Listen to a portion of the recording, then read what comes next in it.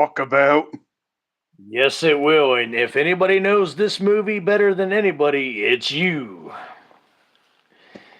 I'm not really the biggest.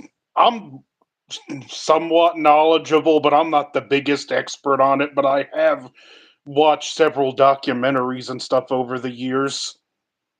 Well, that will come in handy tonight, sir. So, by the way, everybody, this is the Maestro Megatron. Welcome back to the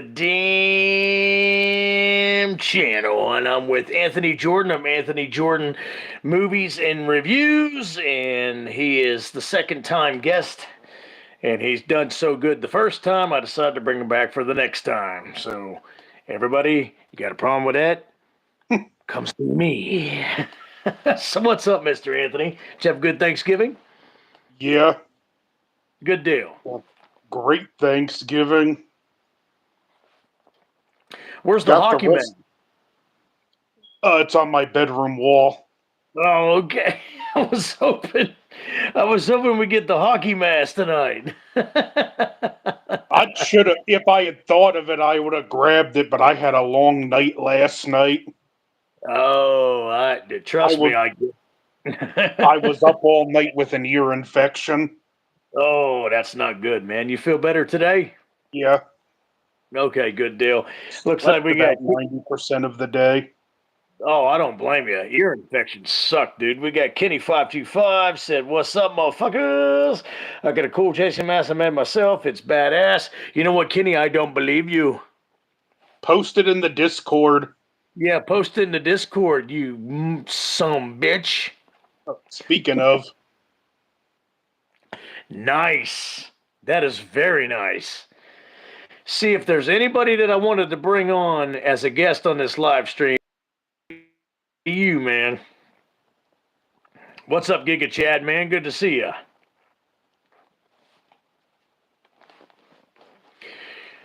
So, anyways, me and Anton, and you guys are familiar with him. We are on the live stream tonight. We're going to talk about the original Texas Chainsaw Massacre directed by Toby Hooper.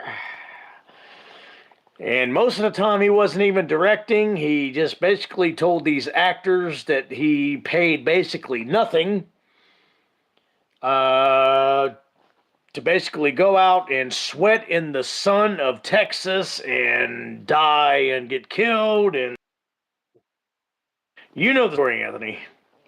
and you could just feel the heat in this movie almost. Yep. And what sucked is that's the only wardrobe those actors had. Yeah, Gunnar Hansen said by the end of it, the wardrobe was making him nauseous. Yeah, yeah, because you could smell those motherfuckers from a mile away. So, yeah, the killer himself, Leatherface himself, was nauseous from all the sweat and the filth smell coming from the actors and actresses in this movie. So yeah, this was Toby Hooper's first film before he did Funhouse, which is another good movie, by the way. What was it? This was 74, correct, Anthony? Yeah, I think so. Yeah, It was set 74. in 73 but came out 74. Okay, gotcha. And it was basic. A lot of people think it's the Wes Craven movie. Oh, what's that movie where they kill him in the woods? Basically, Hills Have Eyes. no, not The Hills Have Eyes. There's Uh, a I Last should know. House on the Left. Yes, yeah. Everybody thinks that that's the first realistic serial killer uh, murdering slash blah blah blah. But no, actually, TCM, the original from 1974, is the first realistic where people are like, "Oh my god, this seems like it's really happening to people. This isn't no storyline. These people are actually going in this house and getting butchered. They're getting put on hooks. They're getting chainsawed up. They're getting chopped up by the Sawyer family." So yeah, it's not the last house on the left. Actually, TCM was the one that started the whole shock uh, movie syndrome, if you will. That's what I like to call it. So It feels like a documentary crew was there. it really does. And they're watching these people die in so many ways, and it feels like they did it on purpose. But that's just how good Toby Hooper's directing was. Chadman says it's a low key comedy. Basically, yeah. So TCM was first before Blair. Oh yeah, most definitely. Yeah, Blair Witch. Shit, Blair Witch. I More like never bitch. liked that one. Neither did I. More like bitch witch. Yeah, I I got I go actually paper viewed that one New Year's Eve 1999. And yeah, that was the last movie of the millennium I watched, and I was I'm let down. going into the millennium. I'm so sorry, Anthony. Yeah, my older brother, God bless him, he doesn't really have great taste in movies, but he's the one that talked me into going to seeing the Blair Witch because he had already seen it one time, and he drove me there to the movie theater and all that, and I'm walking out thinking, what the hell did I just freaking watch, man? I'm like, this is not scary. This was boring. It was obnoxious. I hate Heather Donahue. I will never watch another movie with Heather Donahue, and I never did because seeing that she never.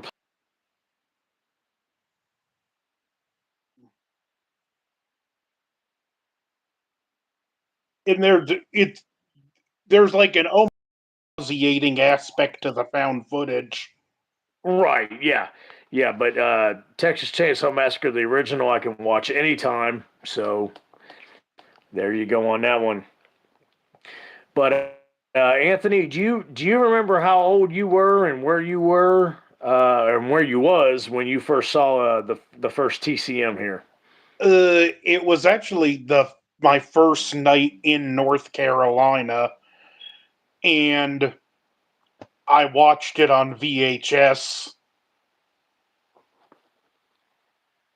Which is probably the best way to watch this movie. I mean, if you, this movie really isn't meant for clarity, if you think about it, it's supposed to be grainy and dirty and bloody. You know what I'm saying? So Like yeah, like the fact.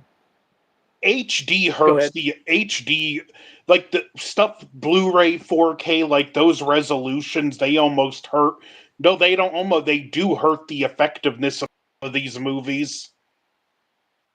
They actually do. Yeah, I totally agree with you. Like So Halloween 78, it looks gorgeous on 4K, but it's just so much clearer. You can see stuff the shadows were meant to obscure. yeah, you're exactly right. So this is actually one of those movies that definitely didn't need no clarity. I mean, it was fine just the way it was. Giga Chatman says, "Give me a flashlight, no problem." Just, That's as enough clarity as he needs. just don't let Franklin get a hold of it. Yeah, he's the one that got himself killed. If anybody has ever seen the movie, that was his fault. He's the one that wanted Sally to push him out there. I'm fine. Just push me out there. I heard a noise. Point me in the direction of that noise. Well, you got pointed in that direction, all right. Yeah. And then he got shish kebabbed. Dude, this one, it had a brilliant opening credits. It really did. The close-ups of the solar flares and the sound of the camera flash bulb. And this is the movie that started that all. It wasn't the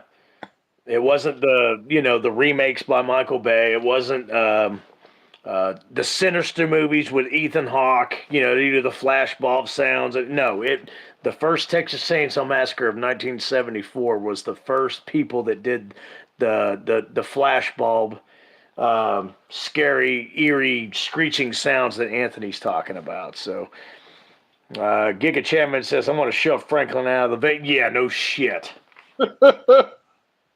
Most annoying characters in these horror movies growing up usually are females, but in this one, it's the fat guy in the wheelchair. Go figure. Who knew?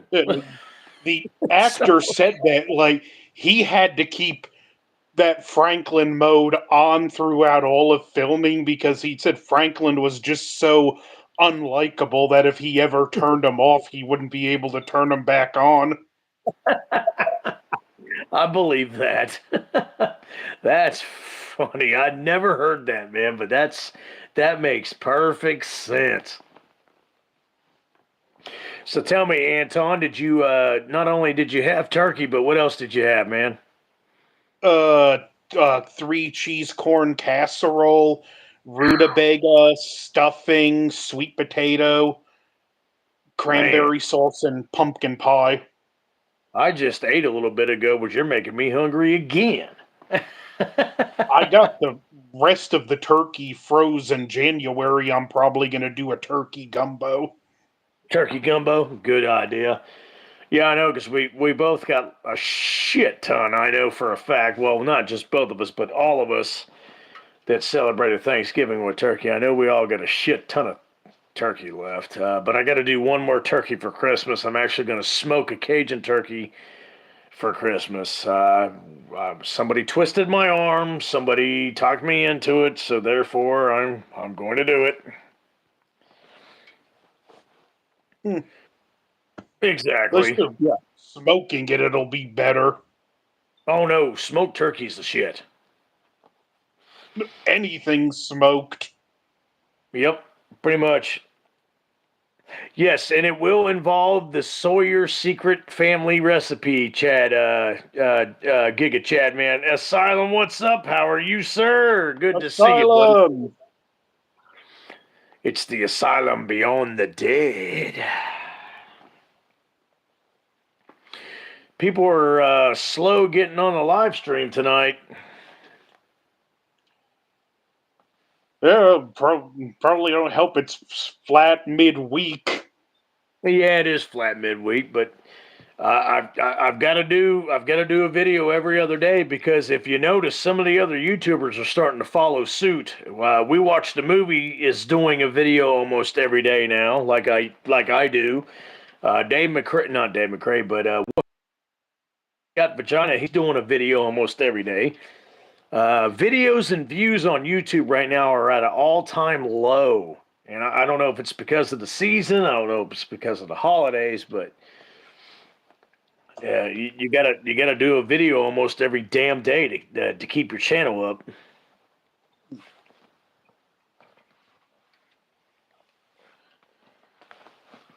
So I think it's go ahead, Anthony. I thought another interesting thing I was looking with this one too, the whole thing about it being based on a true story. That was actually Toby Hooper's commentary on how the media isn't always honest with us. If Yeah, he could have lived to see today, yeah, no shit. Yeah, you're exactly right. Bad news after the Exorcist trilogy. David Gordon Green is going to be doing a Hellraiser TV show. That is very, very freaking bad news right there, Asylum. uh, um, That that well, almost that almost makes me want to go piss fire into the Garden of Eden. But go ahead. I don't want to think of what his pinhead's gonna look like. Oh, you know damn well what it's going to look like. It's either going to be some emo pussy piece of shit or it's going to be a female. At least with that, the book, it was actually ambiguous as to what he was. Right. And I get that and I somewhat respect that, but at least in the 80s they didn't do it that way. But now they'll get away with it because, all them freakazoids get they have like every right. So, Now, in the one of the books, Kirsty actually became Pinhead. really, Yeah, I did not know that. That is weird, wild stuff, Anthony. I don't know. You talked about Gunnar Hansen as Leatherface. Do you think he was the best Leatherface, or do you think it's old boy from part two? I'd say it was Gunnar Hansen because of how much nuance he brought to the role. This wasn't the scarier killer we'd seen, the whatever that was in A New Beginning. Like Mm-hmm. this Gunnerface had range. He could be scary, he could be menacing, but if you watch this from his point of view, it's almost a home invasion story. Like the Right. scene after the third person comes to the house and he sits down by the window and he's terrified and freaking out about all these people coming to the house. Plus, you see how the family treats him. This is a man that has been abused and probably, if he were to stand trial, might not be considered fit to be held accountable for his crimes. Right. So And I do think you're Gunner, right. while I wouldn't say he's the scariest, overall he's the best because of all the depth he brought to the role. So he's the most understandable, is what you're saying. And the most interesting. Yeah. And I forgot to look at it from that point of view too. You're right. When the third person came to the house, he was overwhelmed. He was like, "Oh shit," you know. He And probably just knows enough to know that if they get caught, they're all going to be in a lot of trouble. right. And oh, what's the name of the one? See, I'm not the hugest TCM fan. What was the latest one that besides the one where his cousin, the female cousin or whatever, The 3D one. yeah, the 3D. That one was halfway decent. I wouldn't say it was great. I wouldn't even say it was good, but uh, if you notice the beginning of that one, they're like, just give us your boy. He's half simple anyways. We'll put him on trial. You know what I'm saying? He was just basically protected his home. You know, is what you're trying to get Yeah, at. I see what you're saying.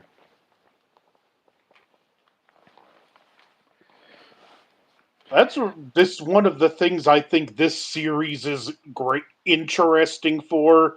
It's the only one where the iconic character you can debate isn't the real monster. Yeah, yeah, you're right. He was just confused and scared. I mean, and what does an animal do when they're confused and scared? They kill or they attack. So yeah, that's a good way of putting it. Jared Leto Tron starts filming after the holiday. Good God Almighty! Uh, Why they didn't even need a sequel to Tron, which I remember they did. But why would you want to remake Tron? I grew up with Tron in the '80s. I'm out of I control. thought I thought the sequel was just barely passable, but it didn't need a sequel. Absolutely not. Let me tell you something what Tron was back in the '80s growing up. I'm speaking as myself as a kid. Tron was that arcade game that was so badass when you walked in, it lit up, it was blue screened and flashing, you know what I'm saying? And you're like, oh, I gotta play that game. And it was the most simple game on the planet, but you wanted to play it because it was flashing blue and had such a cool name, Tron. You know what I'm saying? Yeah, I just they cannot replicate what we used to do in the '80s. There's just no fucking way. At It's just least ridiculous. they can come closer if they'd go back to using practical. Right. Asylum's got a question. Which Leatherface look in this film is your favorite? With the butcher apron Leatherface for me. Yeah. Because when I watch a horror movie, yeah, there you go. When I watch a horror movie, I want to be scared. I don't want to be laughing. I don't, when he comes out in the suit and the girl's face and the makeup and the lipstick, yeah, I'm like, really? Okay. I'll take that over whatever that was he had at the end of the one we don't talk about. Oh, yeah. Okay. Yeah. Okay. I get your point on that. 110%, sir. But Uh, I love what they were, at least in theory, what they were going for with the other masks. That when he puts them on, he takes on that personality. right. But no, you're right. It's better than the latter, is what you're saying. Uh, Disney using practical effects, yeah, no shit. The grandma Leatherface Asylum. reminds me of spooky astronauts, yeah, you got that shit right, Asylum. So this one, it doesn't come with all three heads, but there is one cool touch. The old woman head. There's Oh, actually really? a there's actually a wound on the top of the head from where she was presumably killed. In the Oh, no figure, shit. in the figure comes with the sledgehammer. And what's a cool touch is if you put the end of the pointed edge of the sledgehammer on that wound, it actually fits perfectly. Oh, it does? Yeah, Oh, holy cow. Where'd you get that? Where'd you order that figure from? eBay, it's a NECA. Oh, okay. Cool. Speaking of There's that, a are you. Well, go ahead. there's a Mezco 301 I'd love to get. It's like a almost a foot tall. It comes with all three masks, blood splatter effects. Good What God. were, what were you gonna say? What was I gonna say? I kind of lost my train of thought. It's been kind of a busy day for me. Sorry. If I think of it, I will bring it up. How? Okay. This is a question for you, Anthony. How old do you think Grandpa really is? The fact that he's basically a half-dead corpse, basically comes animated by the taste of blood. How old do you think that corpse really is, in your personal opinion? Uh, he probably was in the Battle of Gettysburg. Okay, so that freaking old. So they found a way to basically keep their grandfather alive by the taste of blood, human organs, what have you. So, Yeah, that was like the only spot where it was like for all the realism they went for with this movie, yep, Grandpa kind of turns the realism upside down. pretty much. Yep. Salim says spooky astronauts likes Exorcist believer. Of course she did. Of course she did. I wouldn't take a squirt of warm piss on spooky astronauts if she was on fucking fire. God almighty. I've just watched a spoiler review, and that's all I need. Oh, of Exorcist believer. Yeah, I'm never gonna watch it. There's just no way. Not, I'm a fan of the first one, not a fan of the second one, but I'm a big fan of the third one. It's just not happening, man. I think the third one might be the best. Um, let's It's see. hard to say. Yeah, I'm trying to find the words for it. The first one's always going to be the first one. You know what I'm saying? It's always going to be the OG. It's always going to be the shock factor one. Blah blah blah. But at the same time, I see what you're saying, Anton. The third one has some shock factor to it as well. So It's it's kind kind of of hard. like it's like Go ahead. comparing the first two Godfathers. Absolutely. Yeah, it's really hard to compare them. You're right. She also said we need more female empowerment.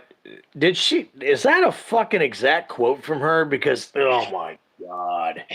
How many horror movies is it the woman that's the sole survivor and figures out how to outsmart and survive up against the killer? And this has been okay. Speaking of Texas Chainsaw Massacre, this has been going on since 1974. In fact, it's actually been going on since 1960 with Psycho. Hmm. And I'm sure you God. can find some movies earlier that are a good example. And you know what? Movies like that never offended me growing up as a male, as a guy. It never upset me. It never made me feel uncomfortable. I was like, oh, cool, it's another final girl. I hope she survives. You know what I'm saying? I never did I say, "Oh God, the female's the last survivor." This is bullshit. I'm a white supremacist, misogynistic, chauvinistic, sexual pig. I gotta turn it off. Never did I do that.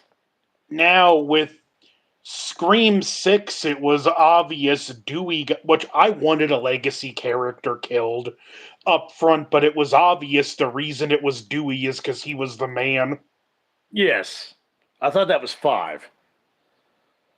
Yeah, 5, that's right. Oh, yeah. It was five. But never even growing up back then did it hurt my feelings or offend me or make me feel indifferent about, oh, the final girl, here we go. No. So don't fucking put words in my mouth. Don't fucking try to put thoughts in my head, you stupid ass idiot, moron, piece of shit, garbage motherfucker. Just shut the fuck up. By the way, Joel Hernandez has just joined the live stream. Welcome, Joel.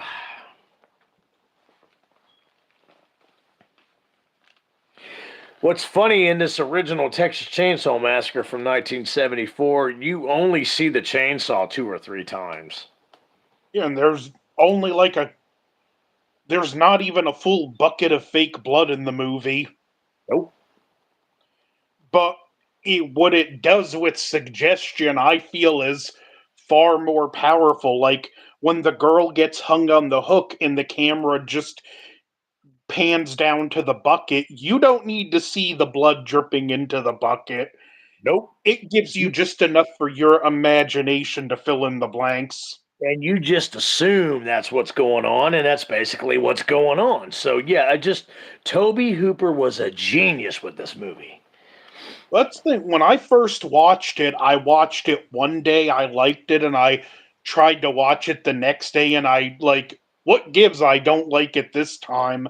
And I didn't watch it again for years. And when I rewatched it, it kind of hit me that this, for me at least, this isn't a realistically effective film, and it has the experience is so visceral that it's not a film that's meant to have that rewatch factor. Right, and I, This I is agree with I agree with you. this is one you may watch once a year because if you do more than that, you risk diluting what makes it so special. I totally agree with you, Anton. What's funny is I've seen TCM2 and TCM3 multiple more times than I've ever watched. Well, they don't have that same visceral feel. No, they don't. It So also I know like exactly what you're talking about. there's more to laugh at with those. Non flashback, you dented my plate. Or Well, do I know you? d- d- do I know you? That I was love the that might be the funniest moment in all the films. he goes. No, that guy was funny throughout the whole. He goes, gotta dispose of more bodies for Mister Fuckface. But that was just the single best reaction any character ever had to having a gun pointed at their face. Pretty much, he was so insane. He wasn't scared of nothing, dude. Do I know you? Asylum said, if you notice the next generation, Leatherface was played by Myers Fate. Yeah, he sure was. Shit. You know what? That's kind of a compliment to Leatherface and Next Generation saying that. That was that movie was just what were they thinking with that? And what's scary is that was released in '95. That was actually filmed in '93 before he did Dazed and Confused. I'm talking about Matthew McConaughey. Oh, and like his and Renee's Zellweger's lawyer tried to stop that movie from being released. Yeah, they did because they got real big. All of a, him with Dazed and Confused, and her with Love in a 45. You remember that movie? Never seen it. Oh, that's a great movie. Yeah, she played Love in a 45 with Gil Bellows, and then they released that in '95. They released The Next Generation, and they're all like, "What the hell?" So Yeah, that was yeah, an like you said, they were so embarrassed they tried to get attorneys involved in that shit. That's another thing. Like, even though there were great family members in the other films, especially Chop Top and Alfredo, I don't feel anything like topped the full family dynamic in this film. Right. Yeah. And Chop Top in Part 2 is everybody's favorite. Sean says the dude you're talking about in Part 3's name Alfredo. I forgot about that. Yes, that is Alfredo. Welcome to the live stream, Sean. Uh, my favorite Leatherface is the one from the beginning. Andrew Bryniarski. Say that name again. I think it's pronounced Andrew Bryniarski. I think you're right. Yeah, we watch. Yeah, Asylum's getting sick for a reason. We watched the movie for some freaking ungodly reason takes up for Texas Chainsaw: The Next Generation. Well, I know why, because they're a bunch of penis puffers. But Joe Hernandez, original TCM will be X-rated by MPA, but given R-rated instead. Yeah, that's. Trust me, I only own one copy of Texas Chainsaw Massacre, the original, but I know all the other copies, the Blu-rays and the 4Ks that has come out. I know there's a bunch of deleted scenes and all that of the original kills. I just haven't really sat down to watch them, but I can believe that because that was meant to just be a grotesque, nasty, disgusting, bloody ass movie. So.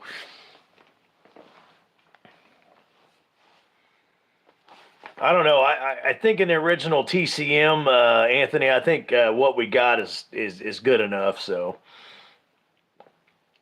Yeah, it's like it's a case of how just the whole tell don't show can work where you just don't need to see all the grisly details. right. And it takes a really talented director and an especially talented cinematographer in the case of Daniel Pearl to be able to pull that off. Yes, yeah, you're exactly right. And Asylum to Netflix TCM was a disappointment. Yeah, big disappointment. Asylum. Original TCM ending with Cleveland Brown running always makes me laugh. Yeah, that's we've made plenty of jokes on these live streams about that. The OG They TCM feels real instead of a movie. Agreed. they say he's still out there running to this day. Yeah, legend has it he's still running down that dirt road. I don't get why he just didn't hit the gas on the truck and drive off. Leatherface wasn't cutting through the door. I have no idea. Yeah, all you had to do was just press the gas. At least he looks cool, though. Yeah, he looks cool as hell running down the goddamn. But damn. It will give him some credit. He threw the wrench at Leatherface's head, and Leatherface cut his leg open, falling. Yep. Yeah, you got to give him credit for that. But all he had to do was get back in the rig, smash the I'm gas. sure. I can imagine his boss must have been thrilled. Yeah, how do you fill out that incident report? But Mr. Brown, so you're telling me instead of driving off, you climbed out the other seat and threw a wrench at your attacker and ran off? They're like, Mr. Brown, you're fired, but I didn't do anything wrong. No, you left the truck there. You left the truck with other people's properties, other business properties in the cab or in the trailer. You're fired.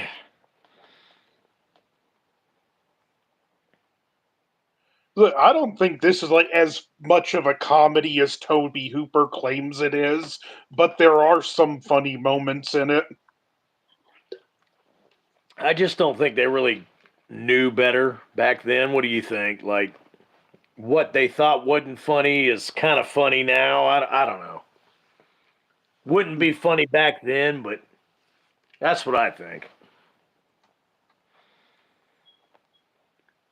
Sean says there's actually a halfway decent documentary on YouTube regarding the next generation, a lot behind the scenes and interviews. I'll have to check that out. Asylum, imagine Leatherface was a zombie. That would be badass. A zombie with a freaking chainsaw? Hell yeah. This one right here, it has the documentary, The Shocking Truth, and that is like the definitive documentary on this movie. Oh, no shit. Is that a 2 disc? Technically 4 disc, but there's DVD and Blu-ray, so movies on and special features respectively. Gotcha. Okay. All I know is the actors and actresses, they complained a lot on the set because it was hot and sweaty there in Texas. They had no other wardrobe. Toby Hooper promised them a lot of money, and they didn't even hardly get paid. They didn't even get paid after the movie. They got paid like months and months and months later. So they basically worked for free. And if you look carefully at the dinner table scene, like you can see just about make out the fumes from the food as it's rotting on camera. Oh God, I never noticed. Oh, Yeah, good. You have to look super carefully, like unless you're looking for it, you're not going to see it. But I think it was actually the actor that played the hitchhiker that pointed that out because they okay. filmed it during the day. They had like curtains and stuff over the windows on the outside, and they had those hot stage lights in the on the ceiling in the Yeah. Texas summer. Terrible, man. So they played in one of the most controversial horror slasher movies on the planet, and You heard about they sweated you, their balls off and didn't you get heard paid for about it. what happened in the scene when they cut was supposed to cut Madeline Burns' finger to feed Grandpa. No, I didn't hear about that. The prop wouldn't work and her finger wouldn't it like it wouldn't work where it wouldn't do the fake cut, and like they're all so manic and insane and want to get done with the shooting. Gunnar Hansen just took the tape off her finger and cut it for real. He did? Yeah, he was that Okay. he was that manic from the heat from the stink of his costume. Did he pay to reattach her finger, I hope? Well, he didn't cut it off, he just cut into it. Oh, he cut into it. Okay. Yeah, because they were Good just God. supposed to cut a slit into her fingertip to feed Grandpa, but because it wouldn't work right, he like took the no, he took the tape off the edge of the knife and just cut. Jeez. So that's really her screaming. Yeah, Chapman said Leatherface versus Ash Chainsaw. Oh shit, Ash would kick his ass. Did you know there is a comic book where Jason and Leatherface become friends? Did not know that. I'm surprised Top Leatherface actually did. Comics put that out. I did not know that. I'm surprised Leatherface actor didn't go after Toby with that chainsaw. Yep, when he cuts her finger, that was a real cut. Okay, so that's why that scene looks so damn legitimate. Look, that's another thing with just the uncomfortable nature, like those up close shots of her eyes where you can see the reds in the eye vein. Wow, I'm gonna have to go back and rewatch some of this stuff now. But this film just does not want you to feel comfortable. No, because they weren't comfortable. Ezra, I like TCM Next Generation. However, I think it's highly misunderstood. It's kind of prophetic warning of where our country was headed. Looks like no one was heeded the warning, though. I don't really know anything about that, but if you're referring to some of the dudes that play in the movie, how pussy they were, then yeah, because a lot of these guys in this world today, especially in America, are pussies, but I really don't see how it's kind of similar to the world events. And that was my first TCM movie. Oh, the Next Generation was? Yeah. Yikes! Asylum said, nope, Ezra. I never understood why the truck driver just didn't lock the door and drive away with Sally. That's what we were talking about earlier. Maybe he hated his job and was wanting to get fired.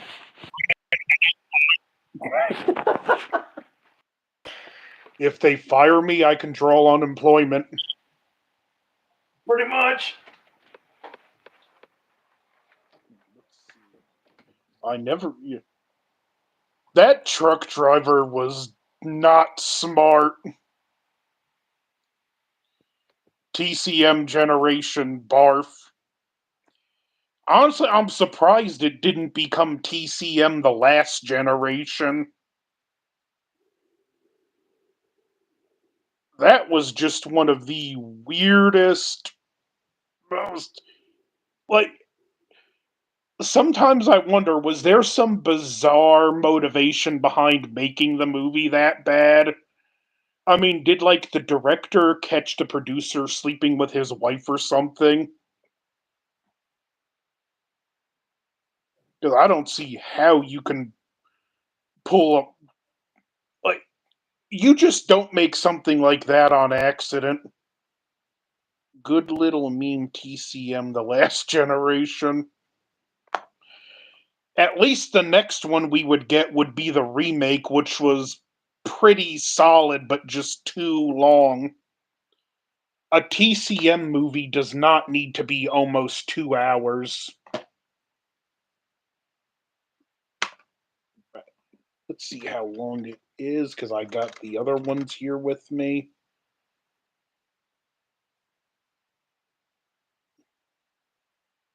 It says 98 minutes. I remember it being longer.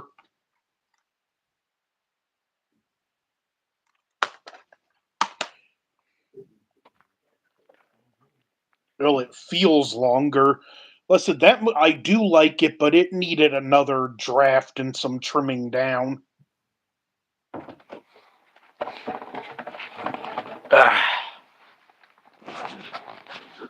I'm back, folks. Thanks for taking over, Anton. No problem.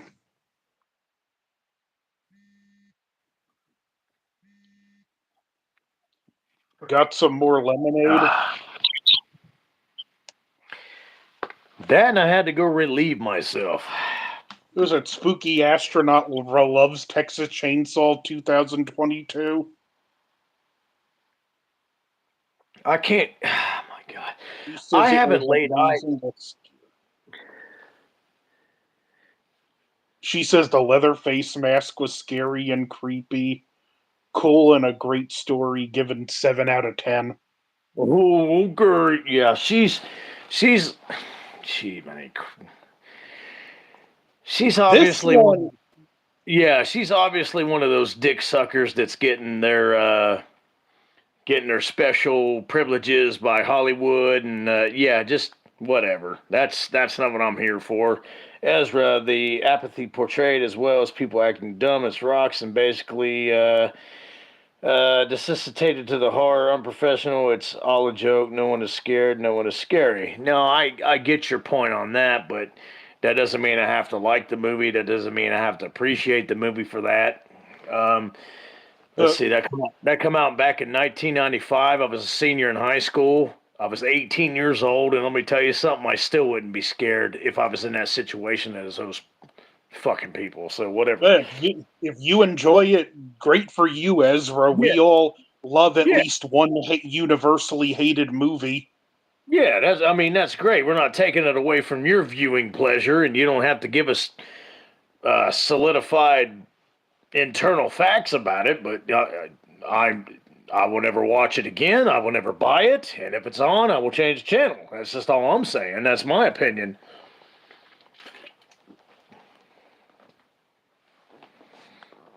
I kind of agree with Ezra because the reference to Illuminati and the next generation, well, okay.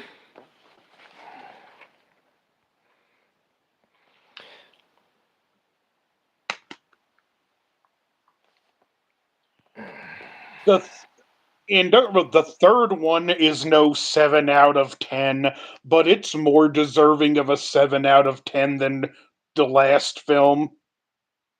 By the way, Foodie Beauty that made that comment, you are too fucking fat for me to ever consider anything like that with you online. So get the fuck out of here. Yeah, you want to come span on my live stream?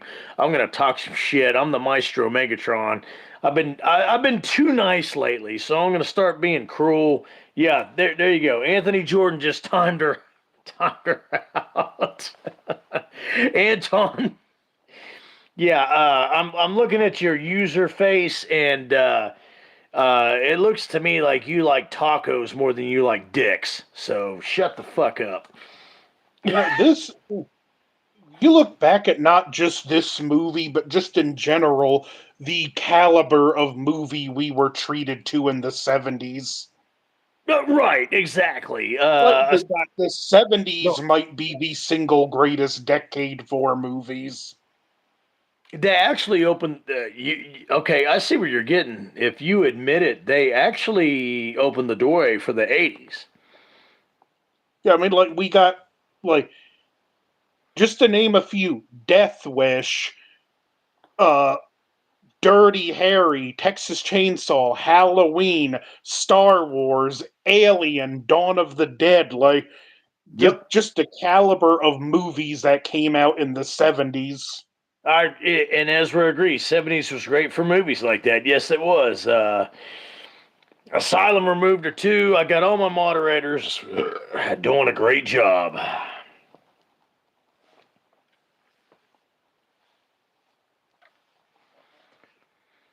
Gotta shoot one down every now and then. Which is fine. Ain't got a problem with that. Keeps things interesting. What's cool though, the last couple live streams I've had hadn't really been that bad with trolls, has it? Other than first responders coming back and getting a little weird again.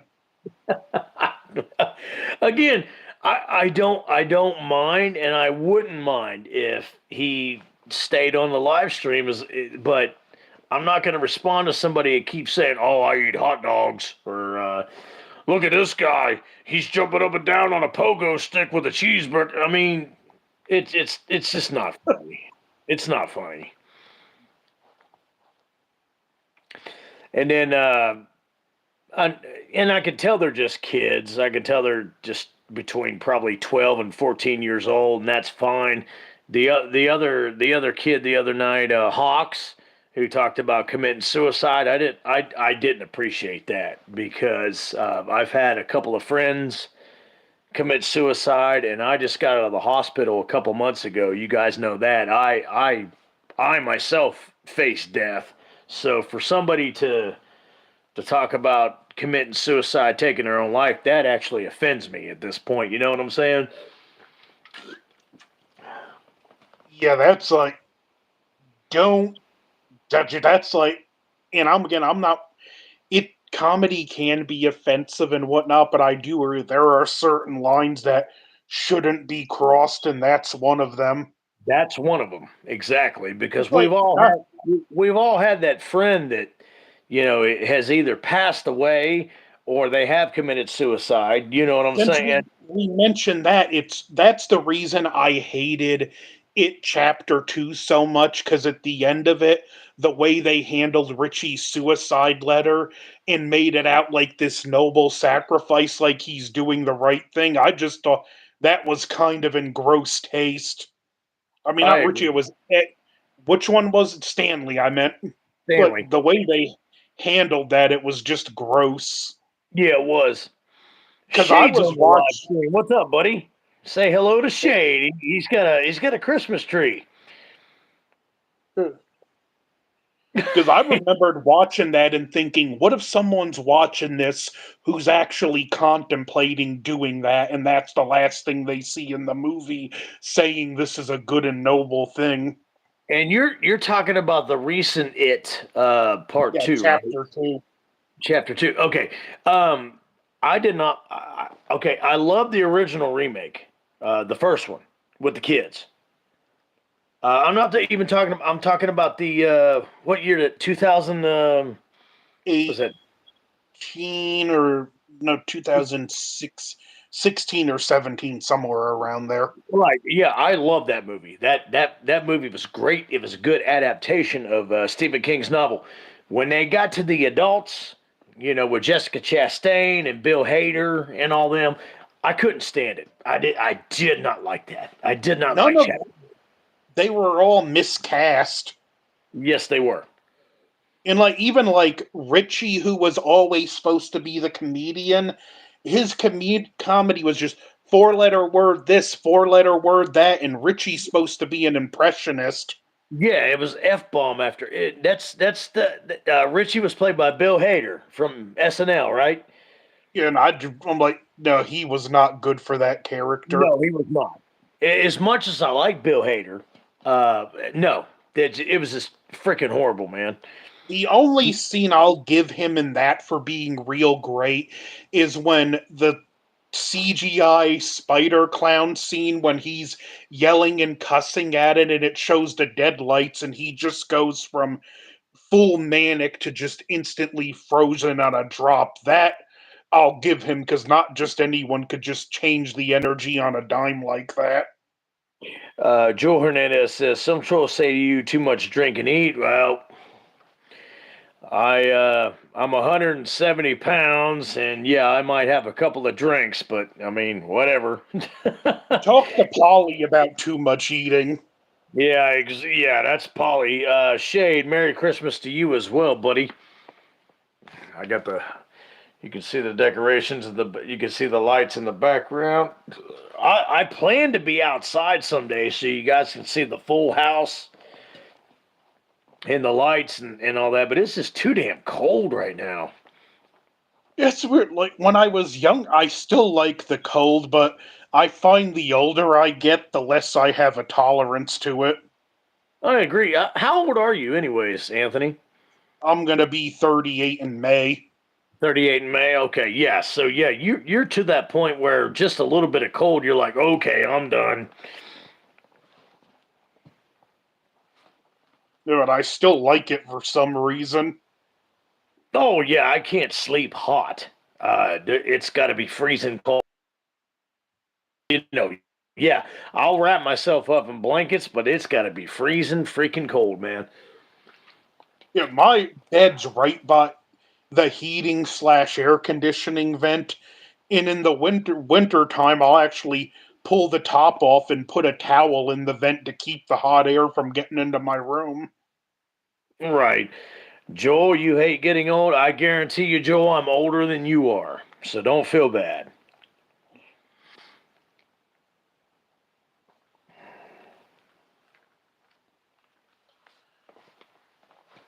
Listen, it's I was didn't believe it, but I was always told wait till you get in your mid 30s and you'll start noticing things are different.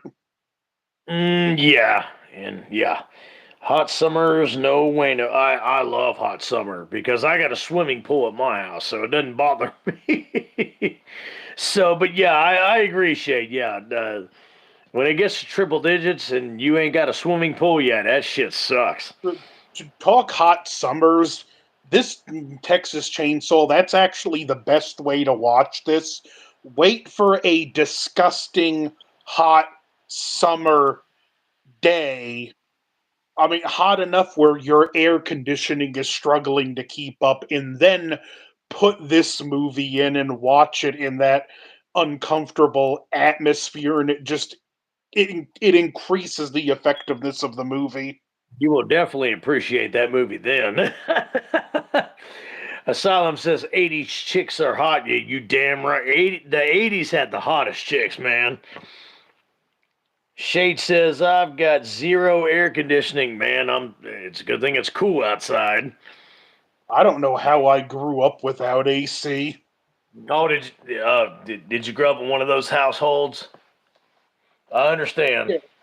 My grandfather claimed the whole house needed to be rewired so we can get it, but looking back, he was a cheapskate, and I think that was just an excuse because he didn't want the spike in the electric bill. Gotcha. Favorite kill in TCM? By the way, Asylum wants to know. I got this new phone, a new camera. Can you see the messages a lot better now, Anthony?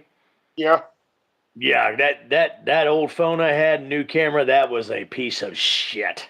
I still got this one with me in case I need to read them a little, take more time to Okay. read them. Yeah, but on this phone, it ain't no problem, is it? They actually stay up for a longer period. My favorite kill in the TCM original is the Franklin kill for sure. Because that's the first time you see the chainsaw. Me, probably the guy he hits in the head with the sledgehammer and he just goes into the spasms. Yep, the brain takes him into, because his brain's been bashed in, goes into the spasms. Yeah. Again, that's just such a visceral moment. Yep, and he pulls him in, and does the iconic door slam. There's that one thing cool with the Blu-ray I got. It's actually it's double, it's reversible, so you can actually do the door slam. Oh no shit! Gotcha. Yeah. Leatherface is on one side, the door is on the other. That's awesome, man. See, I knew you were the right person to get on this live stream about the TCM original. Asylum Beyond the Dead says mine is when he killed Sally. Yeah, when he sat on Sally's face and farted and crushed her skull. Yeah, that was a good kill. You know how Asylum is. You just kind of roll with his kills. What about when he got Jay?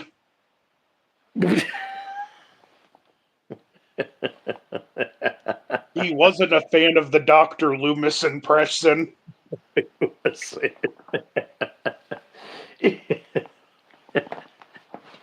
That's awesome, man.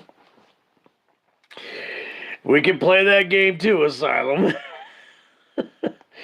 Summer School from. Are you talking about Summer School with Mark Harmon from 1986? Shade, because that is a good movie. I love these off the wall moments that Asylum comes up with. And now Shade, we're talking about Texas Chainsaw Massacre. He brings up Summer School with Mark Harmon. He chainsaw Jay through the face. Yeah, I remember that, dude. That was fucking vicious, brutal. Battle and Burns was real good in this movie. Yeah, Shade. Summer School with Mark Harmon was a badass movie. The music to the original TCM is also highly underrated. Love when Leather slides the door shut and sounds comes in. Yeah. And then there was that like droning piece at the end when Leatherface is doing the chainsaw dance. Yep. I forgot about that. Yeah, that's and droning piece is a good way to describe it. Which again, that was another moment that wasn't scripted. That was just Gunnar Hansen just last day of shooting, fed up with it all and just elated. Same thing with that maniacal cackling Madeline Burns is doing at the end of the film. they had to come back and reshoot that after what they thought was the last day. So it was, oh, this is over. I finally made it. I didn't know they had to go back and reshoot that.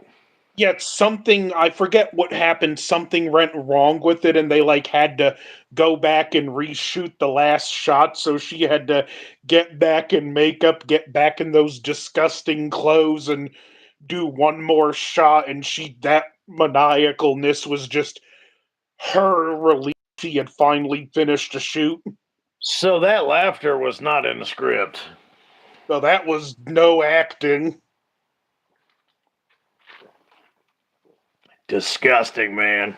So through and through, all in all, it was just a disgusting freaking movie. I'm glad this movie got made, but I'll put it up there with films Apocalypse Now, where I'm equally glad I had no part in the filming of it. Yeah, because they were all doing cocaine. What took Apocalypse Now, they were originally supposed to shoot that in Vietnam during the war, Yeah. but the studio actually, no, we don't need to do this. Joel, Spooky Astronaut's a certified Rotten Tomatoes critic. She's not real. Major critics and knows good. Right, and that's why these assholes on YouTube like her and Drum Dums and We Watch the Morons and Wolfman's Got Nards. That's why they kiss the ass and they suck the dick of these piss poor movies, because they are certified Rotten Why Tomatoes. would you why would you want to be certified Rotten Tomatoes? Because they pay them money. I mean, I know it's a piece of shit. It's a piece of shit deal. They're fucking progressive, communist, liberal piece of shit motherfuckers, and they're fake. But this is how these people make their fucking living, because they I don't mean, want to work a real fucking job. don't get me wrong, if you can make the money review and be a certified critic, all the more power to you, but it just I have a particular hatred for Rotten Tomatoes itself. So do I. But these people don't care. They have no spine. They have no backbone. Spooky Astronauts. We watched the movie Wolfman's Got Vagina. You guys have no fucking balls. So you'll It, keep kissing their fucking ass and liking these movies that you pretend that you like, which I know you really well. You probably really do, because you're fucking morons. But that way they can keep Rotten Tomatoes certified. it's the same thing with gamers that put too much stock in Metacritic. Right. Like I found that's the reason we never got a Days Gone 2, because Sony cares more about the Metacritic scores than they do the sales, and even though Days Gone did get money, it got roasted by the politically correct Metacritic, and because the Metacritic score wasn't up there, they don't want a sequel.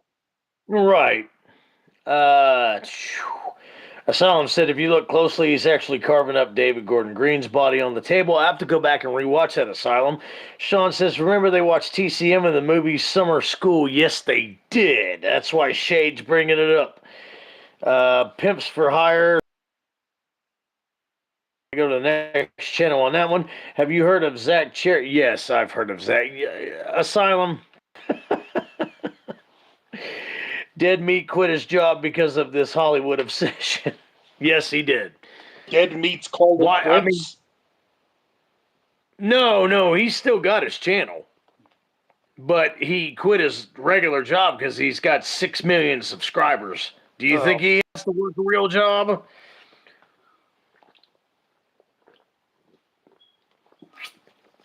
Oh yeah, it would be cool to make that kind of money on YouTube, but I wouldn't want it to be dependent on my livelihood either. Neither would, and I wouldn't. I don't want to be a fake person. That's what it all comes down to. I'm not fake. I will not be a fake person for Rotten Tomatoes or for Hollywood or for YouTube for that matter, because I'm making a little bit of money. It's just not happening. If I don't like a movie, I'm gonna state how I feel about it. Asylum said it best, dead meme. Yeah, he's basically a meme.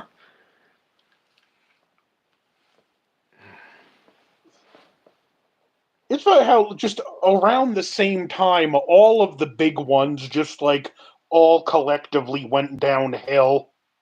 Pretty much.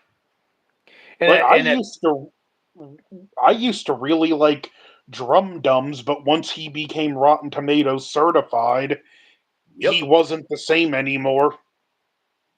And Chadman brings up a good point. There's no retirement 401k plan with YouTube donations. No, there's not. You're basically on your own at that point. Same with Cody. Sebastian Well, look who finally decided to join the live stream, Anthony. Sebastian. Mr. Senor Sebastian Way. What's up, buddy? You know I'm on every other night. Just kidding, man. It's all good. Sebastian, your thoughts on the original Texas Chainsaw Massacre from 1974, sir?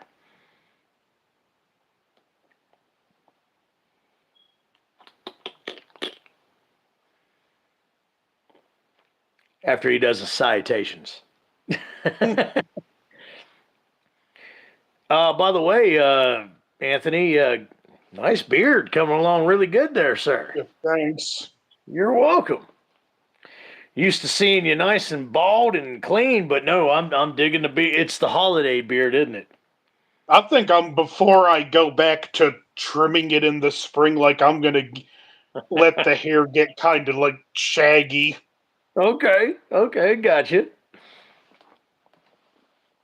Now, Well, I'm gonna growing a beard like I did 4 years ago, this is the best thing I ever did, man. go for a little bit of a scruffy look. You want scruffy? All right. Franklin reminds me of Myers fan for some reason. Why? Because he's in a chair. Well, he's also got Mike and Jay's level of annoying. Pretty much. Hey, is Beyond Franklin Go ahead, is Anthony. Franklin what happens when you take those fusion earrings from Dragon Ball Z, put them on Mike and Jay, then take it one off and put it on Myers Fan 25? Oh God. Oh Jesus, that's freaking hilarious! You got me cracking up, Anthony. Have you seen Deadpool kills the Marvel Universe? I have not. Chad, man, behind the scenes, TCM sounds more like a horror than an actual movie. Now, I never miss out on the beard and some bubbly. You get that right, Baz. We're skipping Nightmare on Elm Street. No, we're not. I told you we are going to alternate. We did a Nightmare on Elm Street from 1984. Now we're doing Texas Chainsaw Massacre 1974. We're going to alternate. You want another making of that sounds like a horror movie? What's that? Research the making of Apocalypse Now. It sounds like a horror movie, is what you're saying. Oh yeah. Yeah, they were all coked out for real. Dennis Hopper and so coked out, dude, in real life. That's actually a true story because Dennis Hopper couldn't get into his role, and Coppola asked, "What do you need to get into character?" And he said, "About an ounce of cocaine," and it was provided. So he filmed all his Yeah, scenes high as a kite. well, because Francis Ford Coppola, that's all he was on for like 83 years of his life before he passed away was cocaine. So And yeah, he's got cocaine. apparently, this one gotta love the hypocrisy of it. Oh, That absolutely. of all people, Marlon Brando did not like Dennis Hopper's unprofessional conduct. Oh my God. Yeah, Like, but yet, of all Marlon people to Brando was complain, snorting it too. He was snorting rounds too. yeah, but it's of Marlon Brando of all people does not need to complain about someone else being. That's No. like CM Punk saying someone else is toxic. Oh yeah, and we need to talk about that for a minute. What do you think about old CM Punk's return to WWE? Now, let me tell you something. Before you go into your spill, Everybody's so excited about it. Everybody's talking about the pop from the crowd, the pop from the audience, blah blah blah blah blah blah. It's not that big a deal. Uh, Remember Hogan coming back to Vince McMahon. Remember Bret Hart coming back to Vince McMahon. Remember Shawn Michaels coming back to Vince McMahon. There's so many other surprise hits that has happened in the past in the WWE, but everybody's making a big deal out of CM Punk all of a sudden. And I get it because it's recent. But this is not the biggest surprise that's ever happened. You know what I'm saying? I'd say Brett was a bigger surprise. Who came in and actually shook Shawn Michaels' hand after what, 14 years after the Montreal Screwjob or 15 years after the fact? Which I have my issues with Brett, but at least with Shawn, he was willing to bury the hatchet. Yes, he was, and I have my issues with Brett too because Brett was an ego. Okay, everybody says Shawn Michaels is an egomaniac. No, Bret Hart was an egomaniac. He wanted to be the top guy all the time. Let's be real. Brett and Shawn were both equally at fault there. In some ways, yes. In some ways. But the thing about it is Shawn Michaels didn't care if he was a good guy or a bad guy. Bret Hart had a problem with that. Bret Hart didn't want to be a heel. Bret Hart always wanted to be the good guy. Always wanted to be Even the though he was a great heel. He was a great heel. Toward the end there, he was a great heel. Listen, Brett, and he's, depending how I feel, he's my first or second favorite wrestler, but I just can't defend him. No, it's hard to defend him, right? I wonder who that guy was reviewing Nightmare on Elm Street with you. Who was that? That was you, Asylum Beyond the Dead, you son of a creep. I didn't see this movie until the beginning of the year. Thought I would like it, but it was one of my fave horror films of all time. You're talking about the original TCM Bass. Full Metal Jacket. Yes. I will take Full Metal Jacket over Apocalypse Now any freaking day. I love Full Metal Jacket. Martin Sheen, I didn't know if he had a heart attack, but I hope he does. Because he's a piece of shit. I don't get all the fuss with CM Punk. I don't either. He's wrestling's biggest drama queen. And here's the thing. Everybody's like, why did they bring him back? He's such a problem. He's such a controversy. He's such a big baby. And I'll tell you why. Because at this point in time, the wrestling business, whether it be the WWE, whether it be All Elite, Woke Wrestling, whether it be Total Impact, I can't make up my mind what the fuck kind of wrestling I want to be. Whether what wrestling company it is, it all comes down to one thing and one thing only in this day and age, and it's fucking money. And CM Punk makes money, whether you like him or hate him. Whether you like him or hate him, and him coming back, and I guarantee you, every wrestler on that roster hates his guts.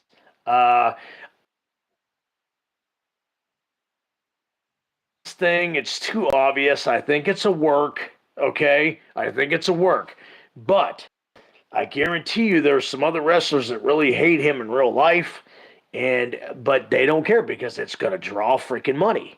By the way, I feel sorry for Cody Rhodes because his chances of being the Universal Champion has just flushed down. That's what I said when he showed up. I said, that flushing sound you hear is Cody Rhodes' world title ship chances. Bye. Which is bullshit because Cody's earned it. I think most people, I don't think 90% of them will admit it, but most people are excited to see Punk back because they really want to wait to see what drama's going to happen with him. And like I said, Triple H, as much as I hate him, he does have a very good mind for the business. So bringing back CM Punk was pretty fucking genius at this point. Supposedly, there's a big condition for him to stay where he can't start any trouble. So why do I hear a clock ticking? They said that in All Elite Woke Wrestling. They said the same damn thing. But Tony Khan's such a fucking dick sucker that, he's like, oh, you do whatever you want.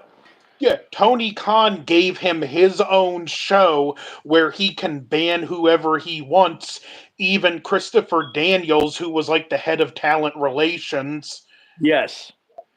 And I'm like, no, you should not be able to ban the head of talent relations from a show because you don't like him. Yeah.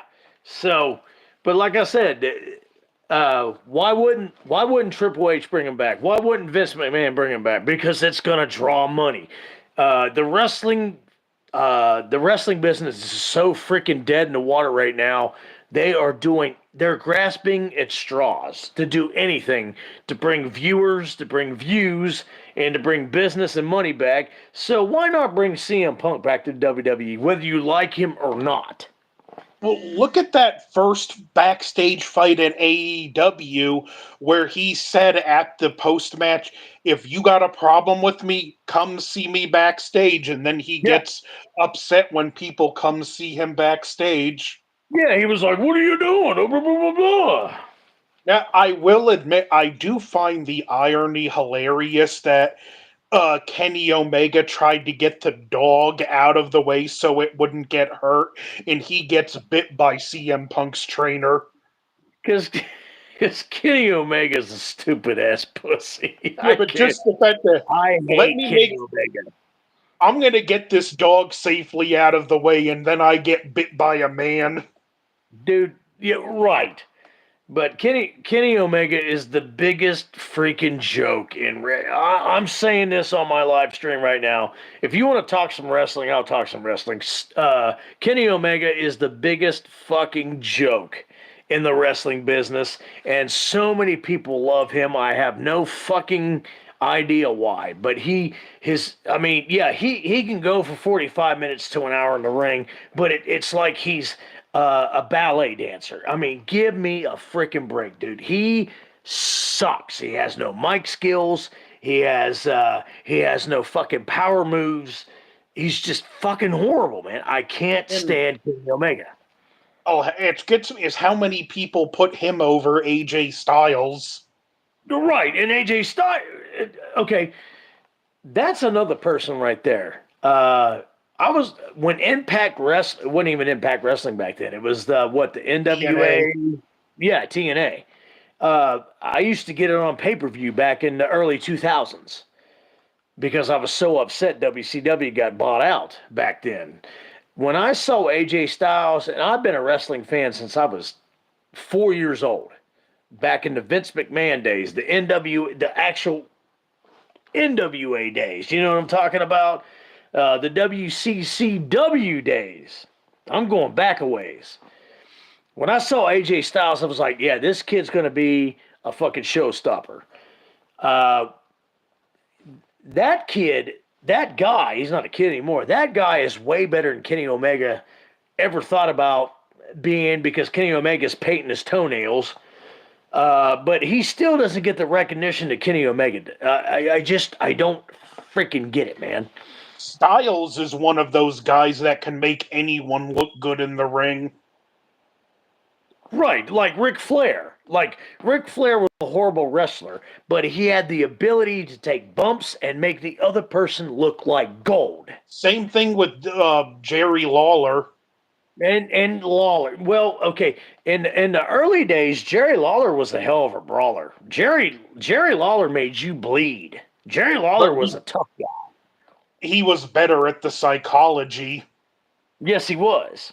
Even Hogan, say what you want about Hogan knowing all the stuff we know now, but what made Hogan so great is you can put him in front of a crowd so angry they're about to riot, and within 5 minutes he'll have them having a good time.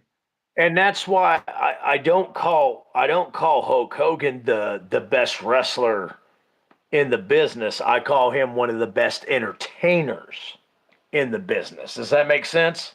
Yeah. Yeah. So That's the yeah. thing, like you that it's a weird business where you can be horrible in the ring, but if you're a master at in-ring psychology, you can more than make up for that. And that's what made Shawn Michaels so good. Bad says, I know they're wanting to make money. Put Maestro in a cage match with. Yeah, put me in a goddamn cage match with fucking David Gordon Green. Fuck yeah. Chad, man. Every Randy Orton who was overshadowed called out his BS. Yes, I stopped watching wrestling when Cena arrived. I can't stand. Yeah, Cena was okay for about 5 minutes. Wrestling is stupid as They fuck. It's fun to watch once in a blue moon. problem with Cena was they overbooked him. Yes, they did. But the thing about it is Shawn Michaels was on the outs. Triple H was getting too old. So Cena came in at the right time. They wanted that go-to guy. You know what I'm saying? So that's why he got so overbooked like that. Chadman brought up the Ultimate Warrior. Yeah, the Ultimate Warrior was good for about 5 minutes until he was just totally blown out. And if you watch He professional wrestling, you know what blown out means. he used half his stamina just running to the ring. And then shaking the ropes. Because if you look at him, after he ran to the ring and shook the ropes, he's like, Goldberg was limited too, but I feel they used him more effectively than Warrior. I feel that too. Well, he had a little bit more skill set than the Warrior at least. But I'm That's not not really. saying much. How about this, Anthony? I'm a pre Goldberg fan, but I'm not a post Goldberg fan. Does that make sense? Yeah. Okay. Kenny 525, Maestro versus. I'll whip his ass. I'll whip his dead fucking ass. Put Polly's waving, by the way. Wave it, Polly. since he got the comic book, put the professor in a steel cage with JLC. I can't wait to tell him that. I was just hanging out with the professor earlier tonight. He's supposed to be on the live stream, but he probably fell asleep with his JLC book. He's never Uh, gonna be allowed to live that I, down. I will never, dude. I've been his best friend for 27 years. I have the right to never let him live that down. So, Shade says the Road Warriors. Yes, Road Warriors, Hawk and Animal were the shit. Chadman, Sid Vicious left because Ultimate Warrior wouldn't put him over. Was that the first time or the second time? Joe Hernandez, The Rock. Yeah, The Rock sucks. Yeah, now that I know how The Rock really is, I will not support The Rock. Go ahead, Every Anthony. time, every time I hear Sid Vicious, I think about him breaking his leg in the ring. He just didn't break his leg. He destroyed it. Yeah, like you saw the bone sticking out. Oh Well, not God. sticking out, but poking from under the skin. Let's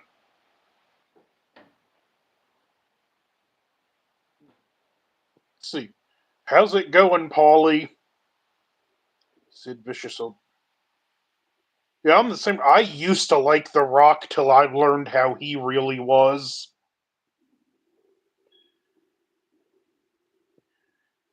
Hollywood will turn every. This is what everyone that goes to Hollywood is corrupted.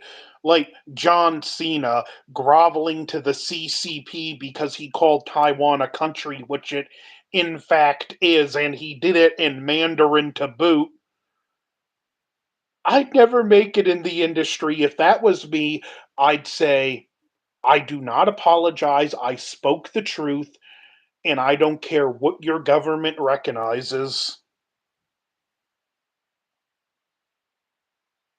It's like people are so willing to just compromise on everything in that world.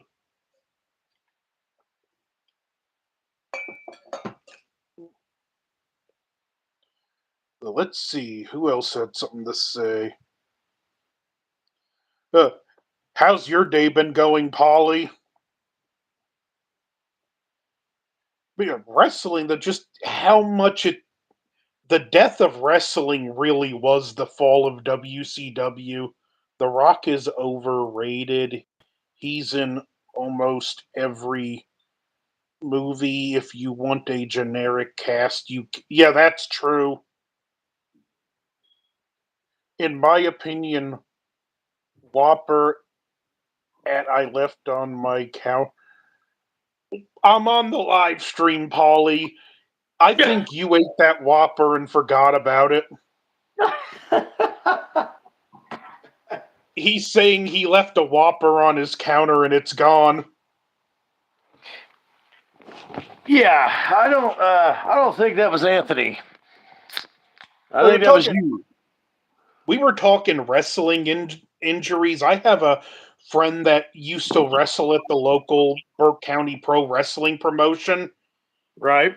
He told me about one time it was this guy's first match, and he agreed to do a turnbuckle bump. And it was Yeah. an equal miscommunication between him and the other guy who did the bump, and he hit I mean, not the turnbuckle, the ring apron. And he Right. hit the ring apron with his side, and it like broke or cracked 3 of his ribs. Good God. The guy never came back to wrestling after that, but he said no one blamed him. Yeah, if I Asylum. broke, Hate to interrupt you, but Asylum Beyond. Yes, I've heard of Crazy Licks. That band is freaking badass. By the way, Asylum. hmm, I've heard of them, but I've never heard them. They're good. They were only like 21 years old when they started out back in the day, but they play the glam rock from the 80s, and they do it right. Hmm. Being in a cage with JLC needs to be rolled over with the lethal injection, right? So here's the thing: if CM Punk will be okay for a while, and then he's just as equally as a big baby as Ric Flair and Bret Hart is. The only reason Bret Hart and Ric Flair's career survive longer than CM Punk is because now there's social media. Does that make sense? Yeah, and they at least, for the most part, were knew enough to know when to keep their mouth. Well, or should I Well, not for the most part, they were they able did to keep their mouth shut just enough. right, but they never really kept their mouth shut. The thing is, they didn't have social media back then. I have heard so many stories and documentaries that Ric Flair was the biggest bitch boy baby titty baby on the planet in the locker room. Why are you doing this to me? Why you put me in this storyline? But we didn't have social media back in the 70s and 80s like that. You know what I'm saying? So that's why his career uh, survived and kept afloat as long as it And did. Whereas don't CM Punk's doing the same thing, and that's why he keeps getting fired here, keeps getting fired there, keeps coming back here, keeps coming back there. Does that make sense? and don't get me started on Ric Flair's daughter. Oh God, She's only in the position overrated. she is. And I'm Yep, not saying she's not talented, but she's not top women's wrestler. The only no, reason she's in that position is because of her father. And they pretty should much just not give her the belt when she comes back from a plastic surgery. agreed. Sebastian says CM Punk got ragdolled. Yeah, oh yeah, all two of his fights he got the shit beat out of him. Asylum because he's a killer. Live before I die. I'll actually give him at least a little bit of credit for going back for a second fight after that first one. Yeah, If yeah. I if I embarrassed myself that bad, I wouldn't go back. Here's the thing, though. I know AEW was paying him a shit ton of money for him to go back to the WWE like he did. I know they didn't offer him as much money as AEW did, but I give CM Punk one thing. What's his real name? Bill Brooks. Brooks. Yeah, for him to go back to the WWE where he knows that people still hate his fucking guts, that took some fucking brass balls, man. Let's just see how long it's gonna be before the drama starts up again. It's not probably not. I give it a good month or so, and then you'll start hearing shit. I think it's the same thing for Brock. For Brock Lesnar. Let me. Brock Lesnar.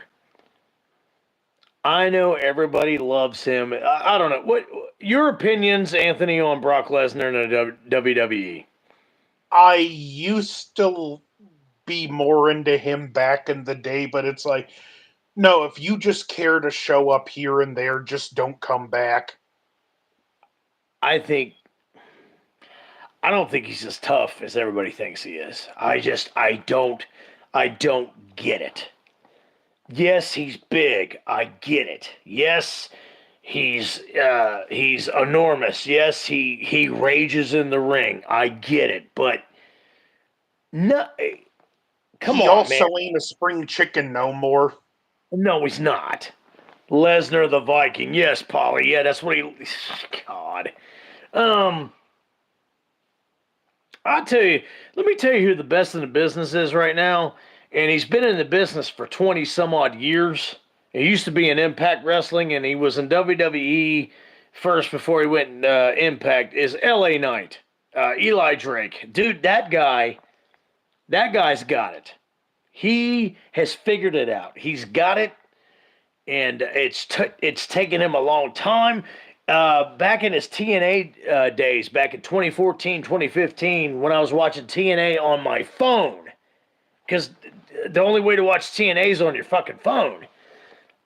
When he was Eli Drake, I was like, man, this guy's got it. This guy has got the talk, he's got the walk, he's got the moves, he's got the stature, and him being getting popular in the WWE like he is, man, I'm happy for him. LA Knight's the shit, man.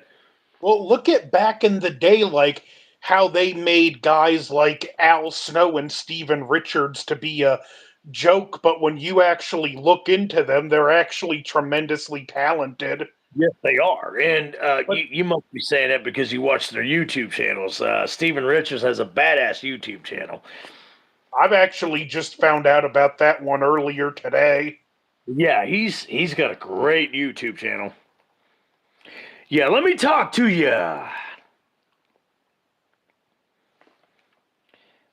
Saw an interview of Brock saying he has a social anxiety. I believe that. He's a fucking psycho.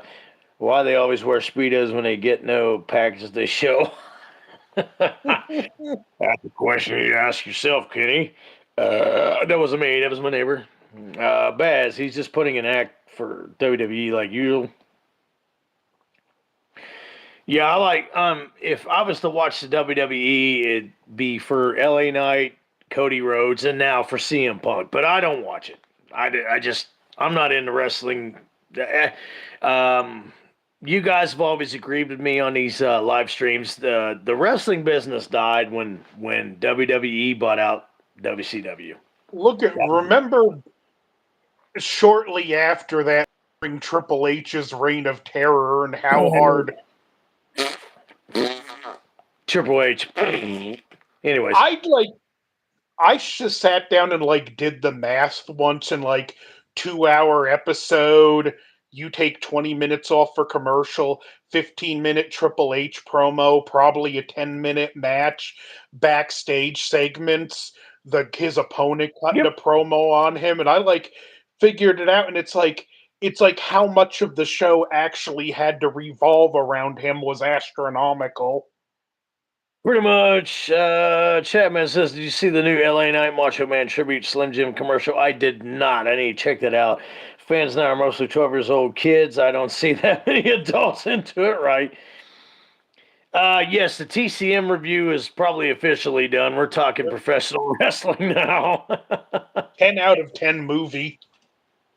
Yeah. It's Texas. It's the original Texas Chainsaw Massacre. I give it a 10 out of a 10.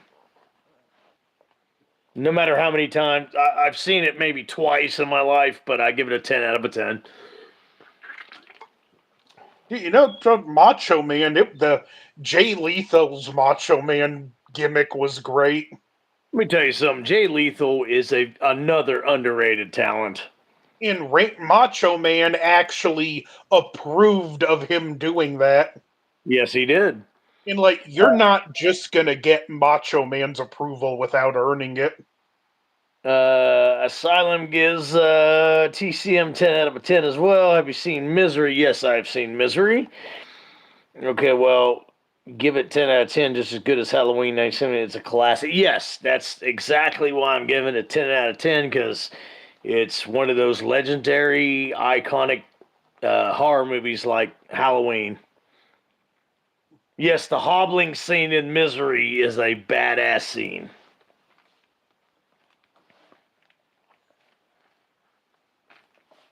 I just think that movie's in the book is all a big metaphor for addiction. Pretty much.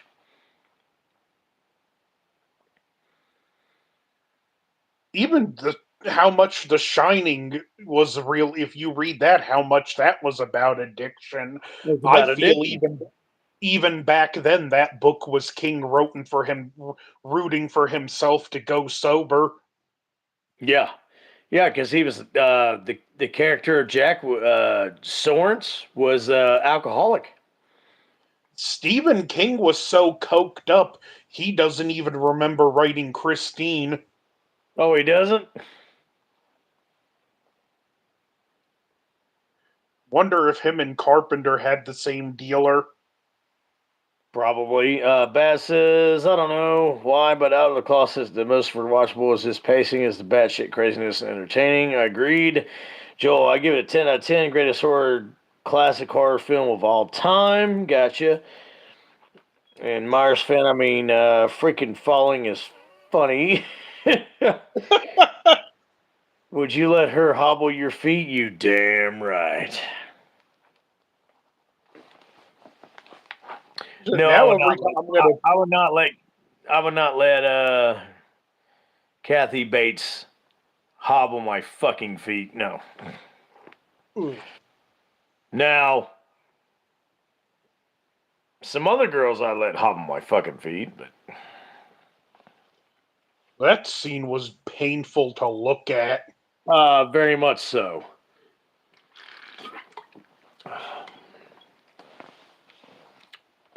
Another it's like painful to like watch either The Exorcist or Exorcist 3, the footage of Father Karras falling down the stairs. That hurts just to look at. I know I hate that scene. I mean I love it and I hate it at the same time. Does that make sense, Anthony? Yeah. I gotta be subtle, Maestro, or he'll straw on over here. The hobbling scene in the novel was worst. I've never read the novel of Misery, but I'm sure it gives more graphic detail. I think she uses an axe in the book. Oh my god. Okay. Yet Yeah, Asylum just she chops his feet off, and then oh my gosh. So he will always hobble for the rest of his life. Tim Atkins, hey guys, TCM the original is great. It's like a nightmare on screen. And Mr. Mustache himself gives it a 10 out of a 10. Yeah, the TCM original movie obviously is getting a 10 out of a 10 from everybody because it's the original Texas Chainsaw Massacre.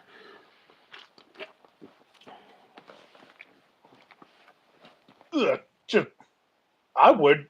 I'm. It's a shame that we'll never get another time with like the caliber of movies that came out back then being released. Agreed. Would you let Danielle Yes, Danielle can hobble me any fucking day. He's talking What about if Danielle.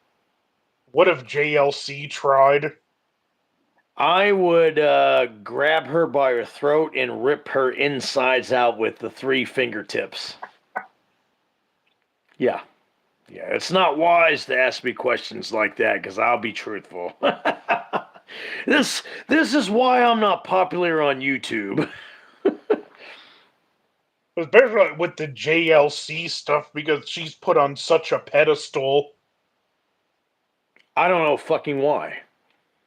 They try to remake this movie over and over. They just can't recreate something like that again. I agree with you, Baz, but I'm not gonna lie. I do like the remakes, the Michael Bay remakes. They're actually pretty good. But no, they will never be the original. And two and three are enjoyable enough. Yes, they are. Maestro, be careful. Have you seen the Mummy? Yes, I've seen the Mummy Returns, and I'm not scared. I'm out of control. At least with the sequel, Uh, Toby was smart enough to know he couldn't recreate that, and he did more of a comedy. yes. Or at least, as he said, made the comedy more blatant. Tim Atkins, the '03 remake was really good. Yes, I like the '03 remake. Did you That notice? was the Oh, go ahead. '03 was the scariest Leatherface. Yes, I agree. Did you notice when Annie smashed GLC's face in with the slate? Oh, dude, that was so bad. Yeah, after she hobbled James Caan in the bed, she opened the closet that Jamie Lee Curtis was hiding in from Michael Myers, and she smashed her fucking mummy face in. Yeah, that was a great part in Misery. The remake is really good, and I used to like it more, but it didn't capture the same realism. But no, nothing will ever, like Anthony was saying, nothing will ever catch the realism from the original. It's the remake is just too polished and glossy to even come close to capturing it. Pretty much. Whereas, like you said, the original is like watching a documentary.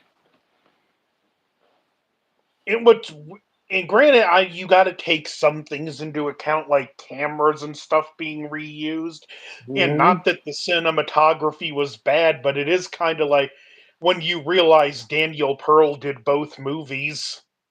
Yeah.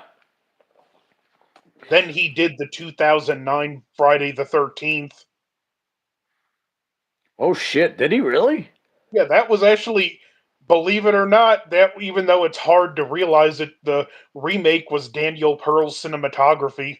I did not know that. Yeah, basically, 'cause So- he made friends with Marcus Nispel on the set of the remake. When he got Friday the 13th, Marcus Nispel got asked Daniel Pearl, "You want to work with me on this?" Gotcha. For some reason, I don't like the '03 Leatherface mask. It's an acquired taste. I like the beginning mask. I don't think even Leatherface would want to use GLC's face. No, that's just too terrifying. He wants to be loved, not feared. Tim Atkins, I like when she sees him wearing her boyfriend's face. That's Yeah, that's a creepy ass moment. I think the '03 mask, it just didn't need to be shot as clearly as it was shot. I agree. Like if it was just more like in dark shots where you never got a full on good look at it, it would have been a lot better, but I don't mind it. I can't wait to talk about Texas Chainsaw Massacre Part 2 because there's some badass parts in that movie. Yeah, There's so many badass parts. that movie is just a riot. Yes, it is. I And can't freaking. one of the best final girls ever. What's Stretch? Yeah, Carolyn Williams. Yeah, Stretch.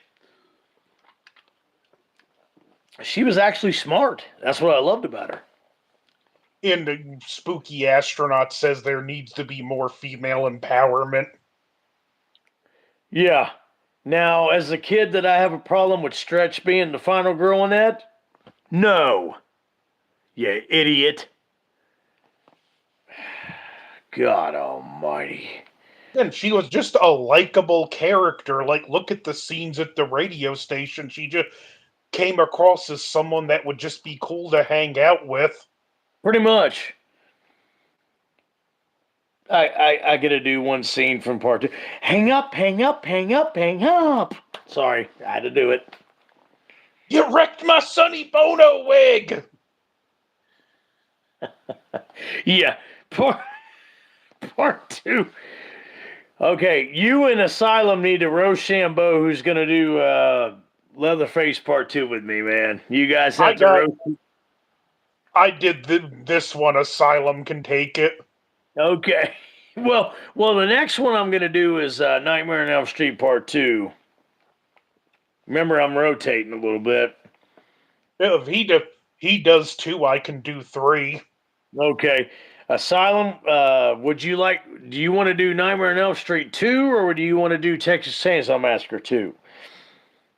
I like Stretch 2, Tim Atkins. I like to stretch her out. Sebastian says, I think TCM2 is my favorite, or actually third favorite. Gotcha. So 3 is just. I know a lot of people don't love it because a lot of people don't love it because it's too different, but it's just like a blast. Like, I would pay to see just Bill Moseley do Chop Top stand up on stage. Okay, Asylum wants to do TCM2. So, I guess you're doing Nightmare on Elm Street 2 with me then. And that'll be Saturday night? Or tomorrow night? Or do you want to do Friday night? Whichever is good for you, but that's what I got some. I got some stuff I can say about that because I actually have a bit of a theory as to why Freddy killed the gym teacher. Okay. We'll do Elm Street 2, and then me and Asylum will do TCM 2. That'll work out. And Tim Atkins is saying, yes, sir, laugh at his ass off because he wants to fuck Stretch too. Which, that reminds me, you've already stretched out one girl and got yourself a baby.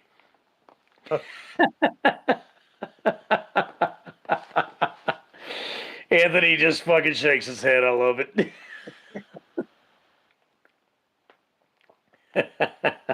This is like one of the most like fascinating franchises just for how inconsistent things like the series icon have been portrayed. Right. Shh, she's right in the other. Oh, sorry. Like no two leather faces are the same. No, they're not. What I loved about Texas Chainsaw Massacre Part 3 though is because Ken Faree was in it, and a lot of people didn't understand why I love Benny so much. I'm like, dude, it's the guy from Dawn of the Dead. I never seen that movie. I'm like, idiots. What I hate is just now that whenever you say Dawn of the Dead, people assume you're talking the 2004 one. Well, no, this is even before that one. I know. But 78. Yeah. So when TCM3 first came out in 1990, and I was like, "Oh, Benny's a badass," and he was like, "Who?" I was like, "That's Ken Faree from Dawn, the original Dawn from the Dead." Oh, I never seen that movie. Then shut the fuck up. He was great in that movie. He was great in both movies, man. You read the novelization for that, and there's an audio reading of it on YouTube somewhere, but it was interesting how much different the character of Peter was handled in the novelization, which was based on the original screenplay.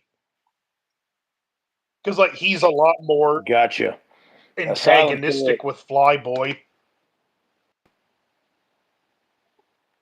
Remember the scene where they were at the airport and he tells them, "You never point a gun at someone, mister," and you could tell he's not doing it out of meanness. He's just trying to drive the home and how scary it is to Flyboy.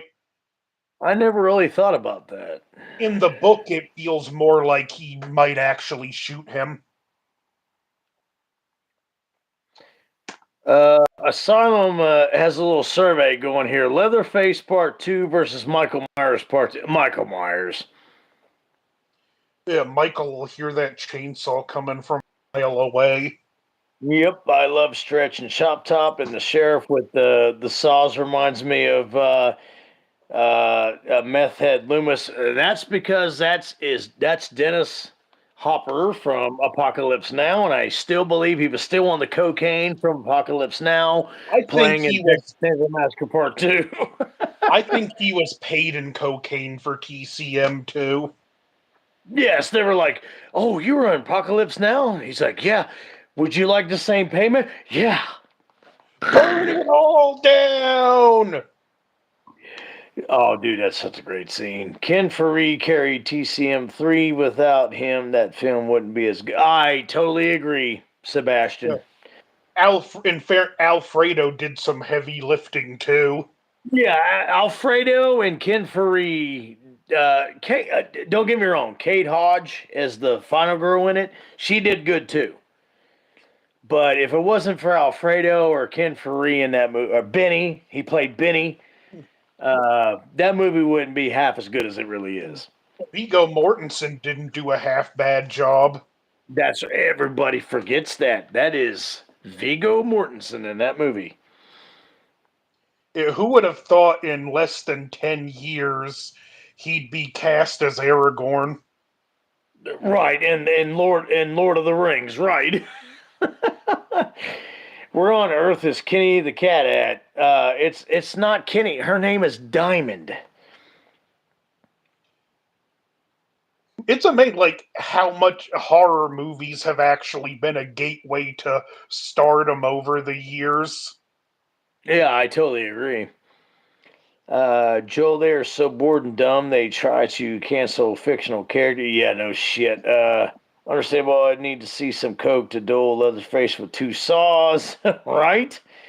Kane Hodder was in TCM3. Did he do a couple stunt works in that? I'm assuming. I actually watched a movie with him in it earlier tonight. Kane Hodder? Yeah, Alligator 2. Ah, okay. The first time I saw Kane Hodder, besides Friday the 13th Part 7, was Best of the Best Part 2. He's the guy that Eric Roberts, which Eric Roberts in real life couldn't knock him out. He's the guy that Eric Roberts knocked out to get inside the club. And I'm like, yeah, you couldn't do that in real life. I wouldn't raise hands to Kane Hodder.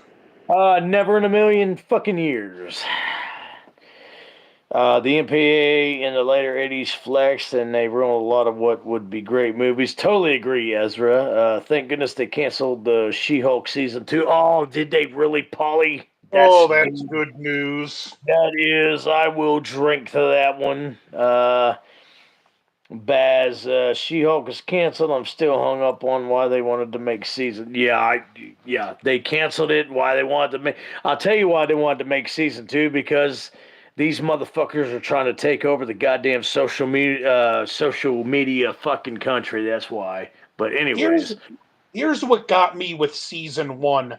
The showrunner, I kid you you actually not. watched it? No, I didn't Oh, watch it. I'm saying okay. here's what gets me about it. The showrunner wanted to make a sex positive show kids could watch. What? Yeah, those words should be kept as far apart as a novel series worth of words.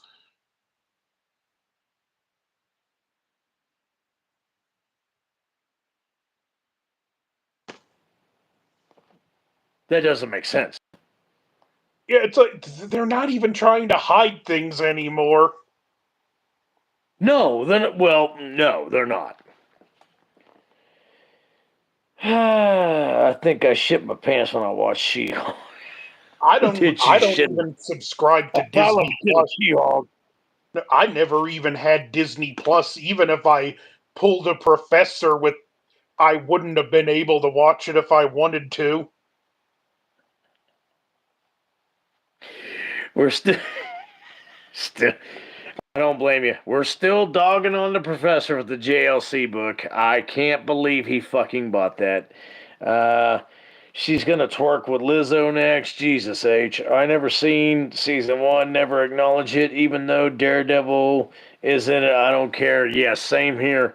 Sean, Alligator 2, the mutation descent, but not as good as the original. Gotcha. He must be talking about where Kane Hodder was a stuntman, Alligator. No, he was actually one of the characters in Alligator 2. He was? Yeah, they brought in some alligator hunters, and he was the main alligator hunter. He was the guy's brother. I'll have to take a look at that. Yeah, I was Yeah, actually watching. I think it was like on the either the special features on the Shout Factory Blu-ray or the um audio commentary. But there's some stuff with Kane Hodder talking about it, and because we all know he had the burn, and the guy playing the main alligator hunter suffered burns on the set of a movie. Kane right. Hodder said there's two types of people when you have that kind of injury. There's those like me that are more open and willing to talk about it, and then there's people like him who just don't want to say anything about it. And he's like, I understood it because I tried to talk to him because we had that same experience, but I get why he didn't want to talk about it. I see. Okay. Interesting. Um, I remember the Iron Fist show on Netflix. Yeah, that didn't last long. Joel, The Spooky Astronaut did enjoy She-Hulk. She said is one of the best. Of course she did, because she wants to stay on Rotten Tomatoes. the first two seasons of Daredevil were great. Yeah, the first two seasons of fucking Daredevil was fabulous. Yes, I loved it. Charlie Cox was a fucking perfect Matt Murdock. And Punisher, Joe Berthenol was a perfect Frank Castle. I That's all I have pref, to say. it, prefer he was great, but my preferences are more Thomas Jane. I disagree with you on that one. Yeah, I know it's an unpopular opinion. I mean, I see what you say. Thomas Jane is a better actor. I get it, but Well, what I well, at least the way I like why I like him a little more is the way he handled that quiet rage that you do see from the character in the comics. and I get it. I've been a Punisher fan since I was a kid, but the best rendition so far, in my personal opinion, has been Joe Berthenol. To be fair, But even with that movie's problems, even the Dolph Lundgren one, I don't oh, think I we've love that ever one. had a From 1990, love it. we haven't had a truly we've never yet to have at least a bad portrayal of the Punisher. No, we have not. Uh, and one guy I think who could really play him really good is what's his name? Frank Rizzo? Grizzo The one from who did Crossbones. yeah, the one who was cross. Dude, he would be a perfect Punisher. Yeah, I was thinking when I watched the second Purge The movie, and second he was Purge. in it, I'm like, how I come was he's like, not cast as the Punisher? yeah, he would be. I think he'd even be better than Joe Berthnall. He basically played the Punisher in the Purge too. He did. He absolutely did. Too bad they wasted the character of Crossbones in the MCU, of course. The MCU was so much wasted potential. They're gonna ruin Daredevil and Blade in the next movies. I bet 100%. Yeah, I bet you they will. Thomas Jane was good as awesome. Joe Berthan always plays some weird hornball dude that wouldn't. I don't know, his daughter. Okay. The Punisher just doesn't get a good enough of a break on screen. No, he doesn't. And from what I understand, and I think one of the big writers that's been with the Punisher actually had stated Marvel's always been ashamed of that character and they'd like to do away with him. I agree he's uh, because he's killing the people that deserve to be killed. We can't have that these days.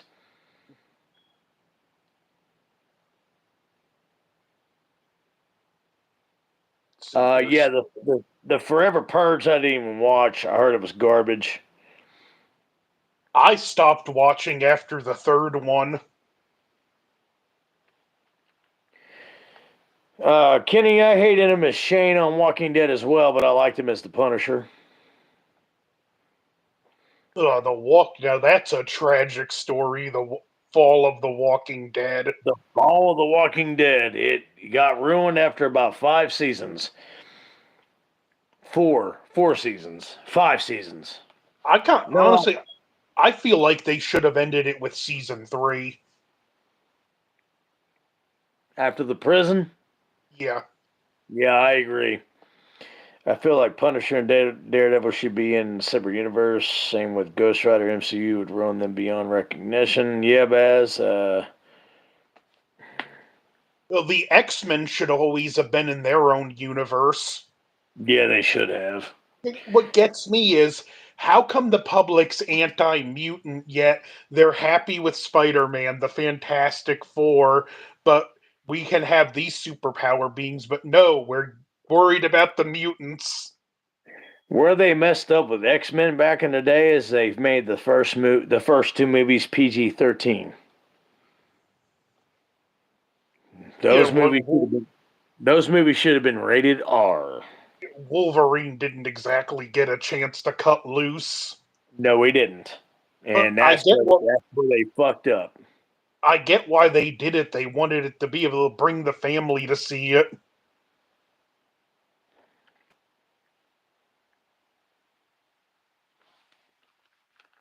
So those movies, they were good back in the day, but they have not aged well. Right.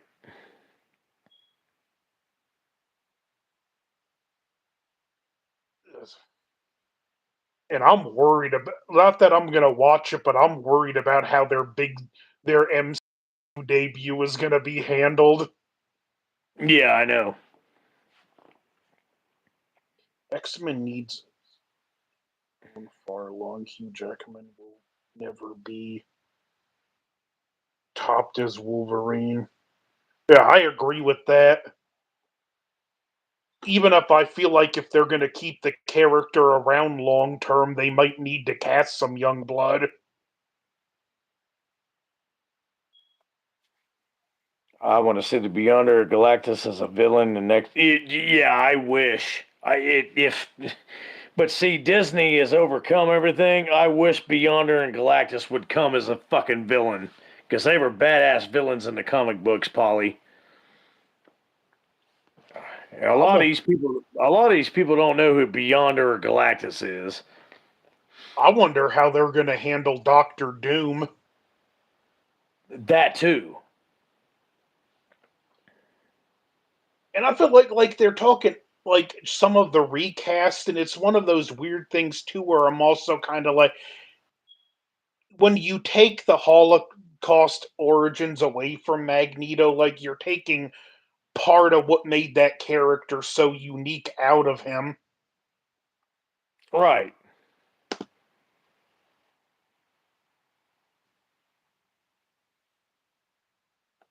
Asylum says, my cat just bit someone's head off. No shit. Was it Myers fan?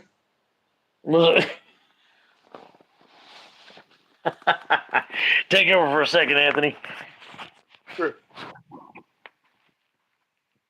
Listen, I'm not gonna watch any of them, but I do want to see who some of these cat. No, I don't want Pedro. Yeah, especially Pedro Pascal. All Trump supporters are Nazis. Yeah, okay, Pascal. I will never see anything you're in. You can vote for who you want to vote for, not support who you want to support, but do not paint everyone that's on the opposite side of you as the villain. I forgot to tell you, Maestro Silver Surfer is. Oh yeah, and this supposedly it's going to be Anya Taylor Joy. That's going to be a recipe for disaster. The Beyonder was originally the original Toa before Toa himself.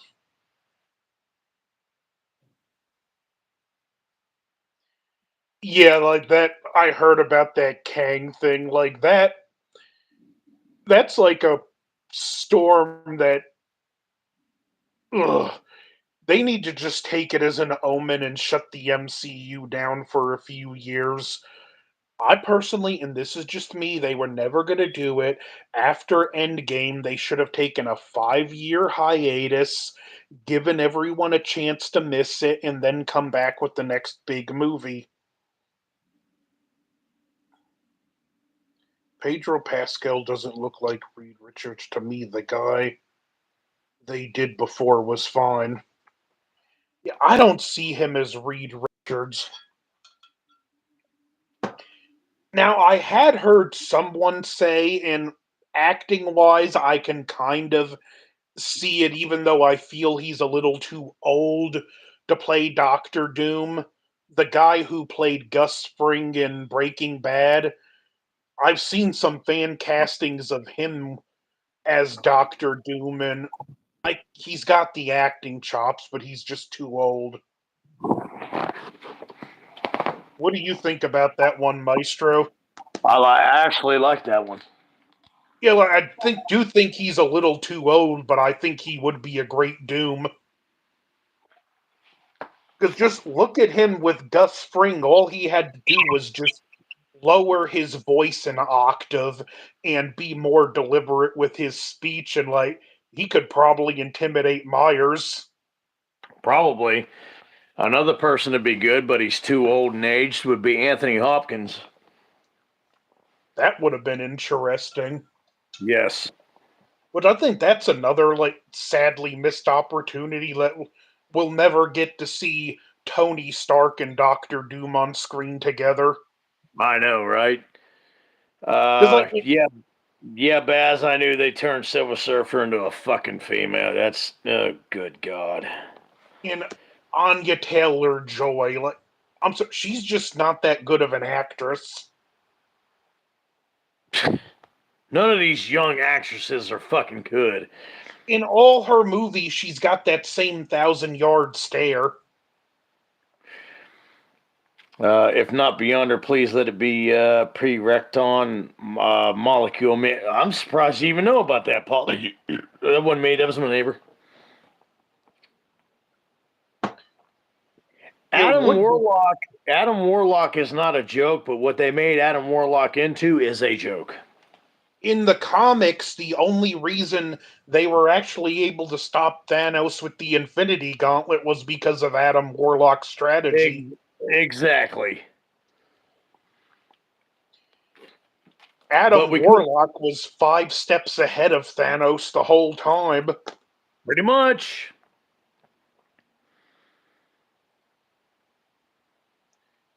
Really, what it should have been, Adam Warlock should have been the threat in Guardians of the Galaxy 2, and that would have left him there for Infinity War. Yeah. Female Marvel villains aren't intimidating whatsoever. My mom is more intimidating. Baz, I'd be scared of your mom.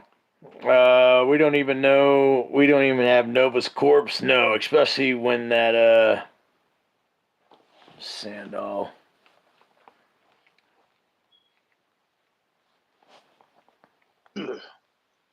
I don't think there's any course correcting the MCU at this point.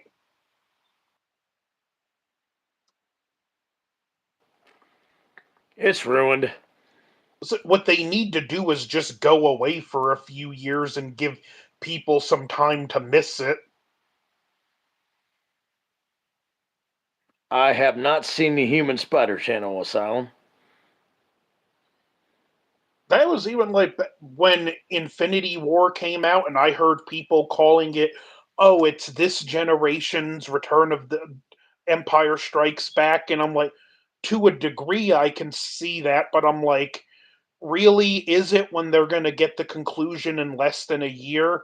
Kids that saw Empire Strikes Back had to wait a few years to see Jedi. Right.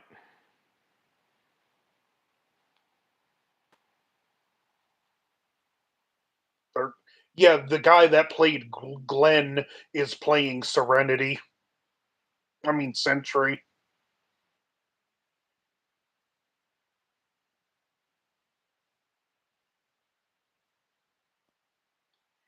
Yeah, especially PG-13 Blade.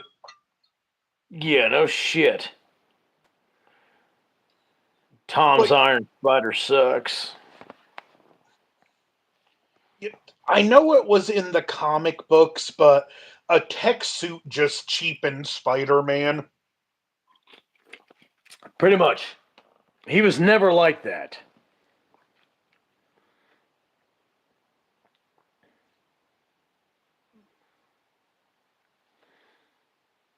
Tom's the MCU was off to a great start. Then Disney got a hold of it. The company is a Company is a cancer. cancer. And it's just the fact that, like, spitting all these movies out on assembly lines. Yeah.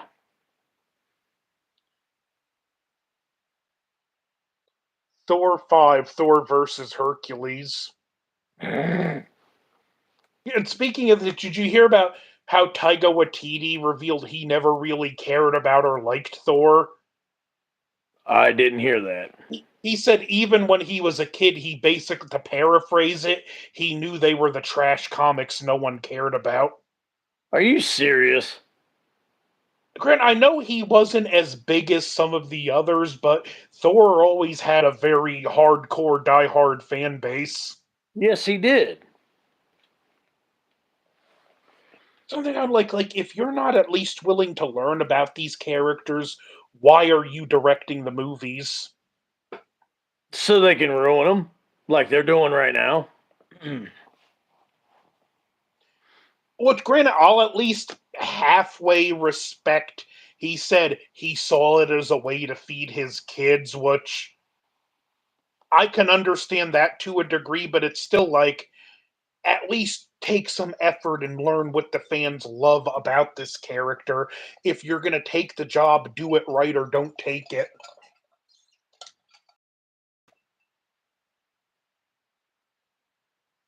I mean, look at another actor we both like, George C. Scott, when he played Patton, and George C. Scott was very much in the anti-Patton camp.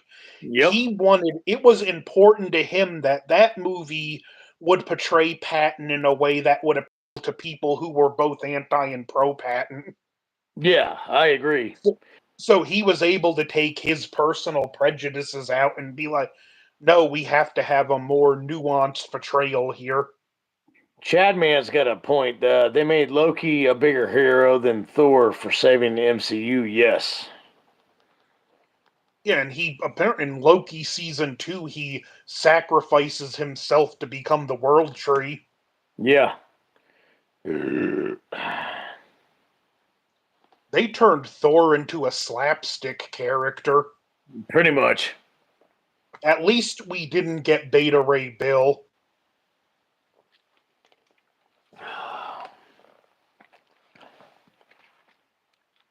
I could just imagine how they would have raked him over the coals. That ain't no shit.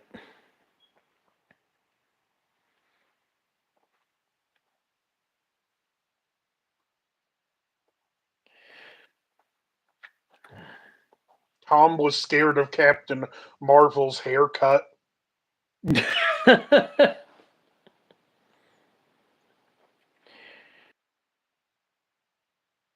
Video Avengers cast. There was a video of the Avengers cast sitting next to Brie Larson, and he did not like her at all. Well, yeah, no shit. No, God Yeah, doesn't even like Brie did Larson. you see the interview with her and Jeremy Renner together?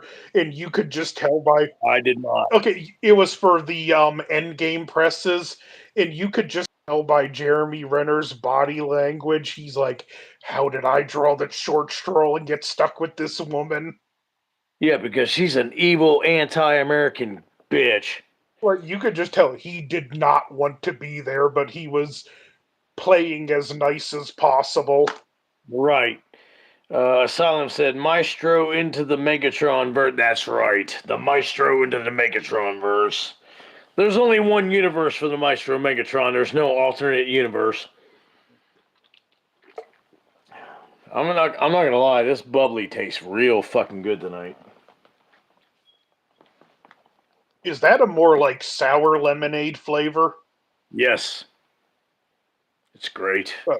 That's how I like my lemonade. I like it more sour than sweet. Yep. Not gonna lie, I'm over superhero films in general. So my best. I have the Tubby films, X-Men. I'm fine. There's too many MCU films, some characters I don't care about anymore. I'll just stick with the horror from now on. Cheers to you, Senor Sebastian Way.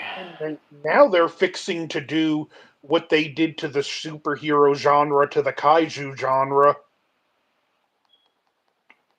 Ooh, And that's did you hear about? Did you hear about the remake of Them? The one with the giant ants. no. That doesn't need to be remade. Okay, get this though. The director wants it to be an When it's only allegory for good. immigration.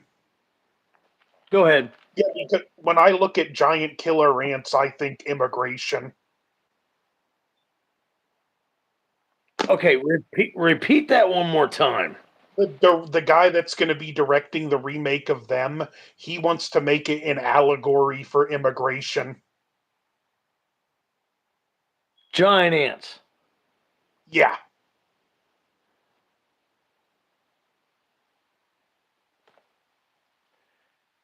What the fuck? Can't it just be a movie about giant killer ants? Oh my god. Can't we have the spectacle without some kind of nonsense political commentary that we don't want to hear for the And thousandth time? that's what I'm always fucking ranting about, man. Enough of this fucking bullshit. And if you're going to do it, at least do it in a movie that makes sense. And I love that old classic movie, James Arness. I I love have that movie. I have it on Blu-ray. You do? Yeah.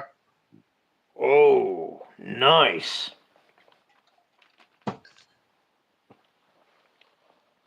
Look, they don't look as good now, but as a child, those ants looked so cool and so menacing. And it was scary. Yeah, like that sound they make, and part of it was the chirping of tree frogs. Yep.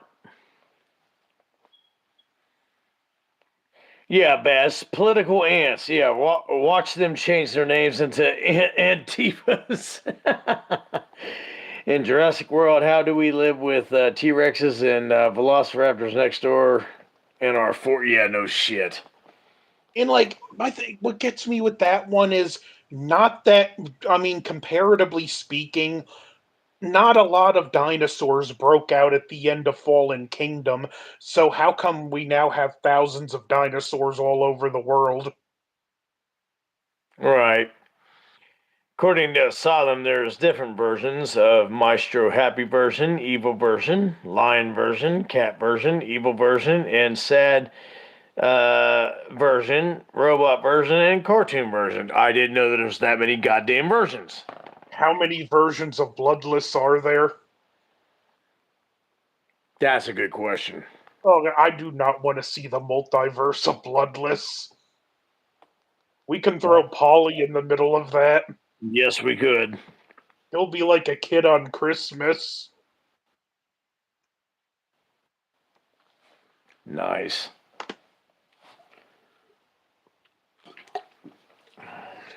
And the thing too, like the problem with it's me too. I'm not even necessarily against the remakes, but they're not passion projects anymore. But the movie Them does not need to be remade about immigration. That's Exactly.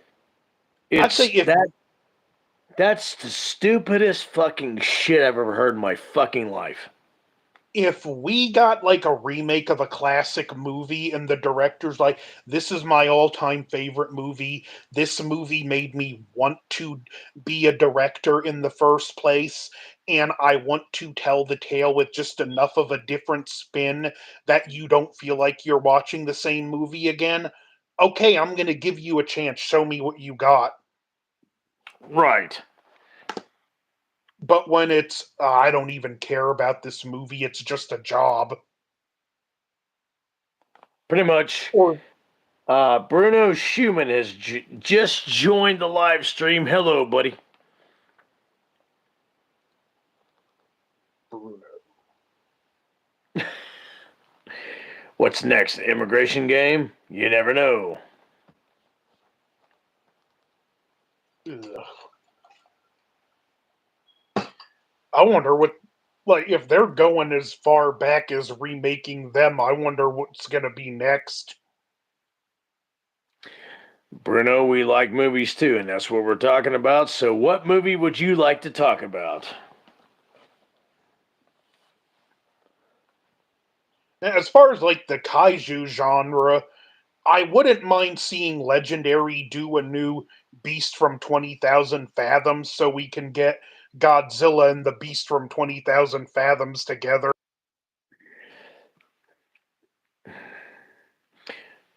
Bruno Schumann wants to talk about Air Bud. You remember that movie? Yeah, I like that as a kid. I haven't seen it since I was a kid. Yeah, same here. Does he dribble? No, but he drools a lot. It was a fun novelty. Yeah, it was. That was a good novelty movie.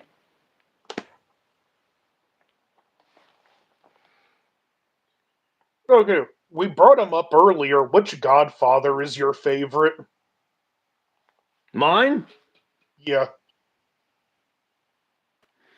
The second one. I like the first one more. It's a Love hard the, call.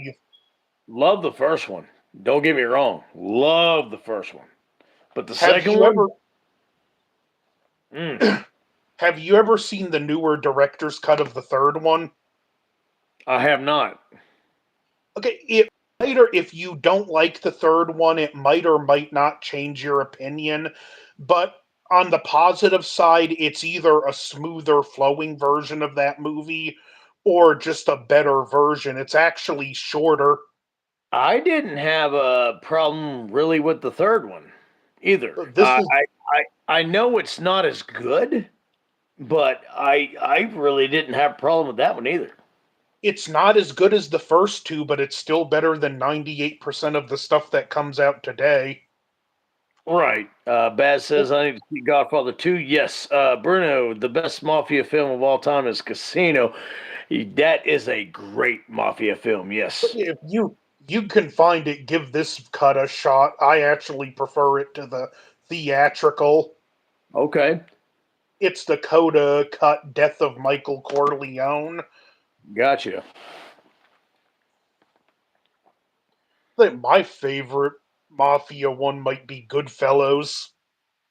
Goodfellas is good. Actually, that's fan fucking tastic. Asylum. Also, there is a Venomized Megatron, Venomatron. Oh shit. Remaking The You know, Godfather is a sin. Hopefully, they will never try to remake The Godfather. one you don't hear talk about much anymore is Donnie Brasco. Yes, that's a goddamn classic too.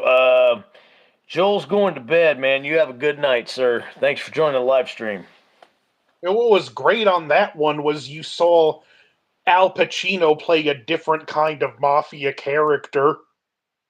He's actually not the boss this time. He's kind of a barely tolerated middleman.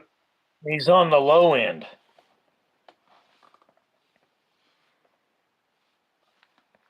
That's another one we don't really get done right anymore is mafia movies. Nope. Well, because they don't want the mafia to exist anymore in America, and I'll tell you why. Because all this bullshit that's going on in America, the mafia would be like, I'm gonna fucking kill your asses for trying to take away fucking paper money. You know what I'm I saying? You know, could you imagine like Antifa of today going back to like a '70s mob office and trying to shut it down? Yeah.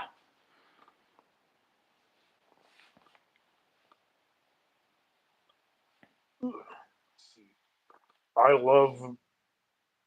Yeah, you can love that movie all you want. I ain't You, watching it. you can love that. Oh, you freaking want. Yeah, I was wondering if you're going to see that, Anthony. Wow. Never thought I'd see that movie mentioned in the chat. Especially this chat. Hmm. Another good mafia movie, low end, by the way, is Boondock Saints. I've actually never seen that one. Ho ho! Check it out. What about not the one with John Travolta, but the HBO version of Gotti with Armand DeSantis? Haven't seen that. Oh, that's good, and I think it's free to watch on YouTube. No shit.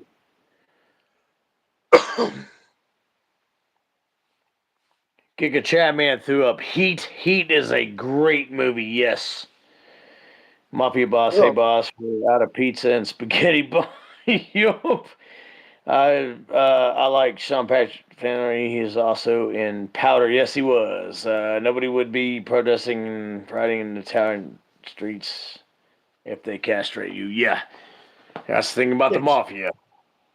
Could you? That's another one you mentioned. Could you imagine today if they cast Al Pacino and Scarface to play a Cuban? I can imagine it I'm amazed they haven't tried to cancel that movie over that. because that shit's untouchable. It's like one That's time a, I see. Oh, sorry, sorry. Go ahead. Oh I no, you're seen good. this Go ahead. person talking on Facebook, and it was talking how non-artist autistic actors shouldn't play autistic roles because it's the equivalent to blackface. And I'm like, no, it's not. And the person went back and forth and said, you're the same as being a racist. And I said, I'm on the spectrum. I'm on the very end, but I'm on the low end of it. And I'm telling you, I don't see a problem with it. It's an actor playing a role. And since you feel you're speaking for all of us on the spectrum, if you're not on it, I don't want to hear you say a thing about who should play the characters. And the person blocked me. Of course they did, because they had no response to that. No, I take zero offense in an actor without autism playing a character with autism. Not of course, Bruno is simply spiked.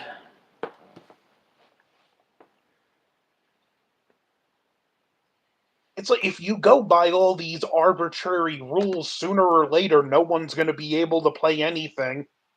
Exactly. And Baz, don't people try to cancel Chris Pratt for playing Mario? They said he wasn't Latino, even though he is Mario is Italian. Right. See, Well, these people on the left are so fucking stupid. they wanted to cancel Chris Pratt for voicing Mario when he's not Latino.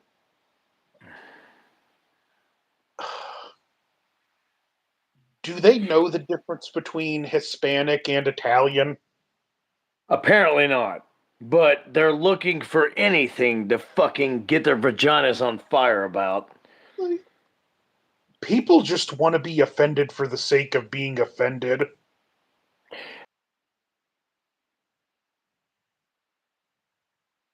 With Ben Affleck, I've seen it, Bruno. Ben Affleck, I like him, but he's a fairly hit or miss actor. Pretty much. Like when he does a good job, he does a real good job, but when he does a bad job, Oh, I agree, Bruno. Italians are Latin, not Hispanic.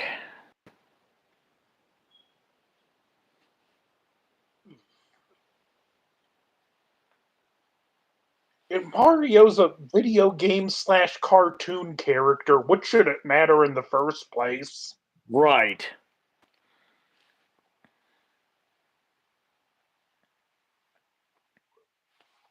Ugh, people.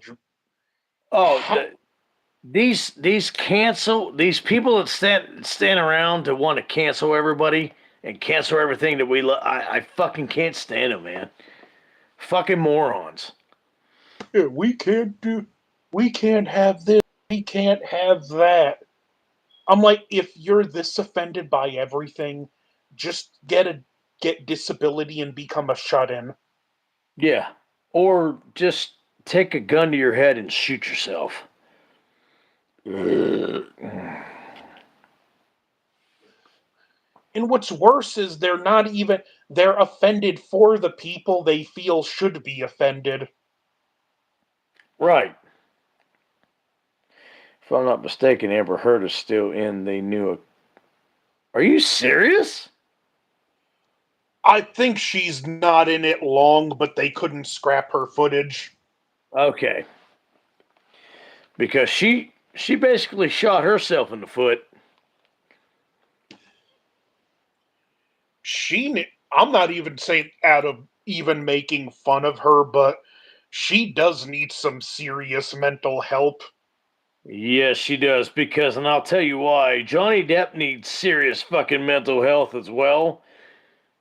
But she definitely needs some mental help. Well, even with them being married, like I'm not saying like she wasn't mostly at fault, but I'm like, Johnny, maybe you shouldn't marry someone old enough to be your daughter.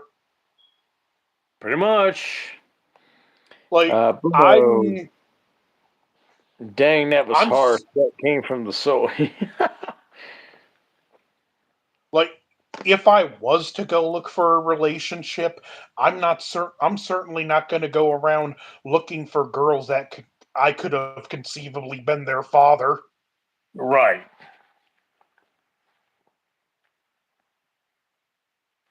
Yeah, Johnny's crazy, but Amber is crazier. Money will always do that to your brain. I agree, Bruno. She probably polluted the ocean with her diary. Jesus. The problem is those two were just the right levels of crazy Pretty to much. create a marriage made in hell. Yeah. And who I felt bad for were the people stuck on the jury for that proceeding. I know, it was ridiculous. If I had to be on that jury, I wouldn't want to see another movie with either one of them ever again. I wouldn't either.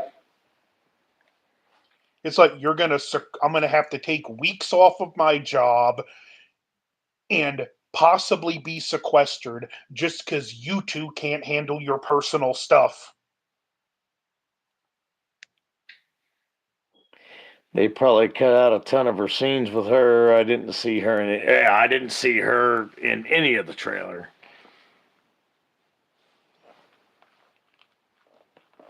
But that's what she gets. Notice the Scream 7 talk has seemed to have cooled down a little. Yeah, that was. Well, we watched the movies trying to keep it alive, if you notice that. I seen someone, and I kid you not, this was on Facebook, suggest I know they can do a Ghostface origin movie. Right. I'm like, you do realize it's not the same killer every time, right? Chad, man, at least Johnny Depp got out of it better than Will Smith, whose former assistant said he's gay. That's not the only person I've heard that from. Lips and Froze, who used to come on my live streams. She used to be the makeup artist for Jada Pinkett Smith because she lives in California. They said that Will Smith, is gay as fuck. Hmm. Mm-hmm. That's coming from Lips and Froze. Now those two, that's really is the definition of a marriage made in hell. Yeah. Yeah, I'll Yes, give Polly. Yeah, yeah. Look at Polly's comment. Yes, I just heard about this today.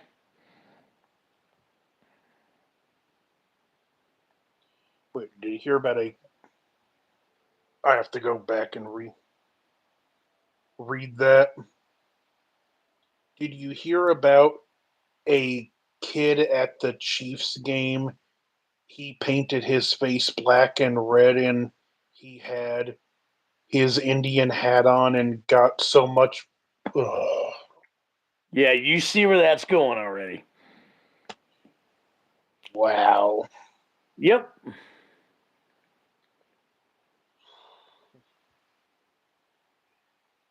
I swear, I'm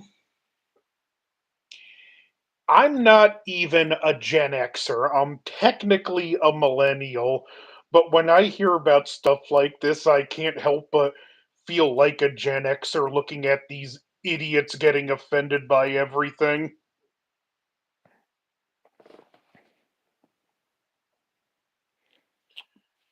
Listen, the Gen Xers and the early millennials were the last of the good generations.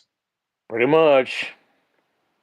But like mid to late millennials, they just there's a reason I don't like saying I'm a millennial.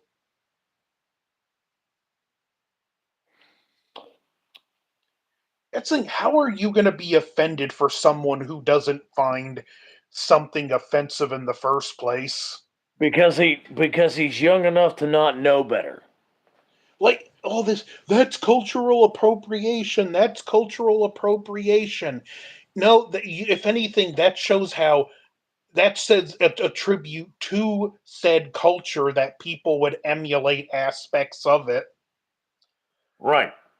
Like I seen this like video. This guy goes around on social media, and like he actually went around like poncho, sombrero, fake mustache, and just kind of dressed like a kind of I know almost what you're talking comedic. about. And they Yeah, got deeply offended.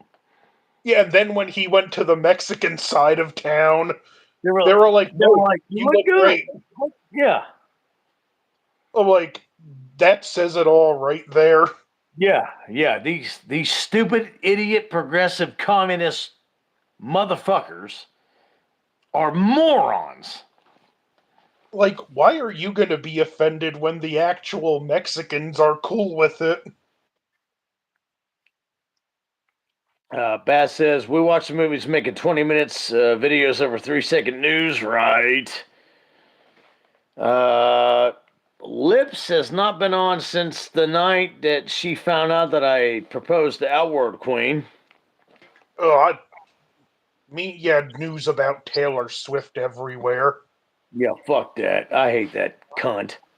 I wish someone could invent an app that would block all mentioning of her name. I think it's kind of good people have gotten more sensitive. We don't want to go back to the past where I go, okay, describe the past, Bruno.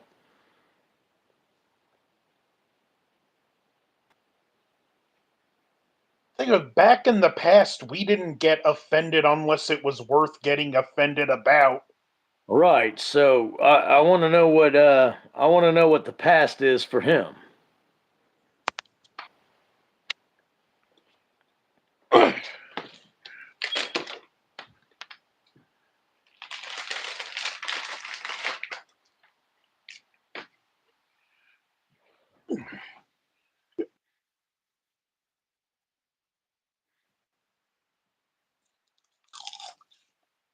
I had to get a cough drop. Nice.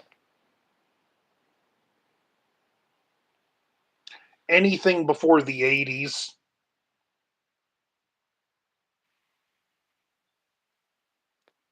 Okay.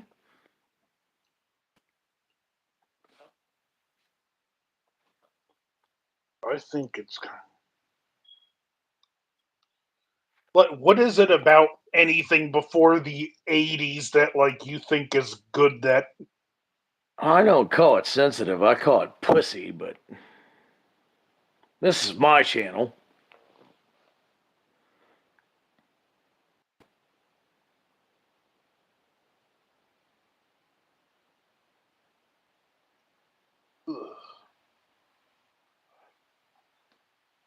Hmm.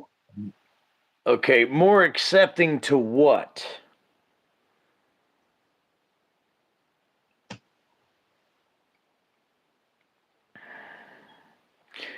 Is this? Yeah, Anthony's getting ready for this one, aren't you?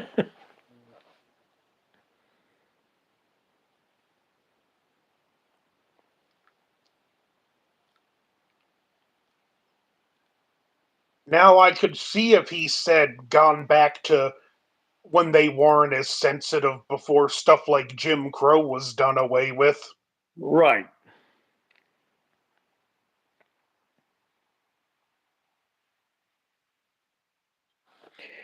Here's the thing. I don't care what you are, who you are, what you believe in, but you're not going to shove it down my throat. You're not going to shove it down my family's throat, and you're not going to shove it down my kid's throat. How about that? You could be who you want to be, but And I'll I'm not. I'll treat But you with all the respect in the world. right, yeah. But all due respect, you're not going to push it on me. That's my point. Uh, it's just not happening.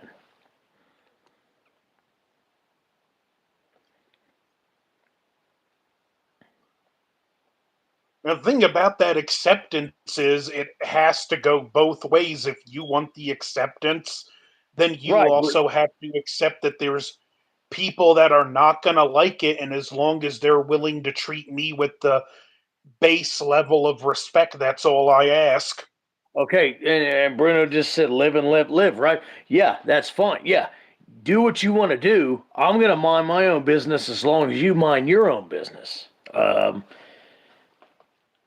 Other than that, but you're not going to push it in my face, which is the agenda today for most of these people. I mean, they're going to try to shove it in my face.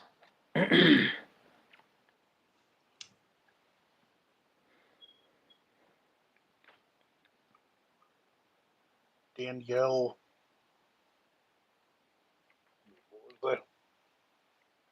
Danielle baked you cookies with love.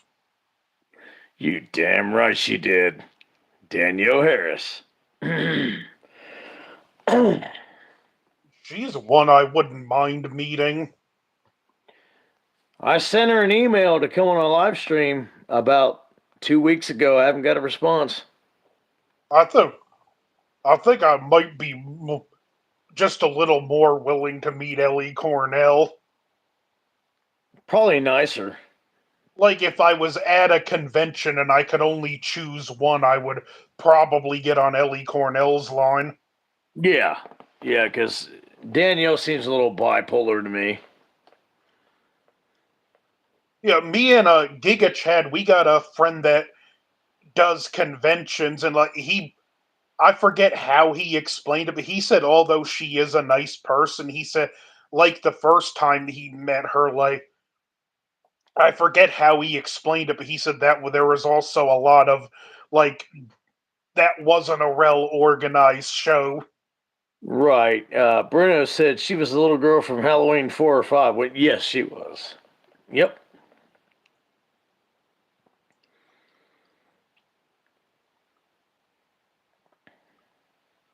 Now another one I would absolutely wait to meet is Heather Langenkamp. Oh, good God, yes. And Take like over she from. actually appreciates her fans.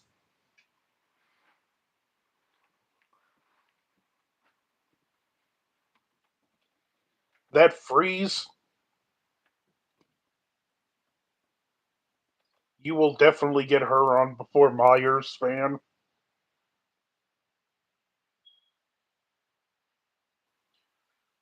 And he really thinks he's gonna get Andy Matichek on his show. Like, what is her obsession with her?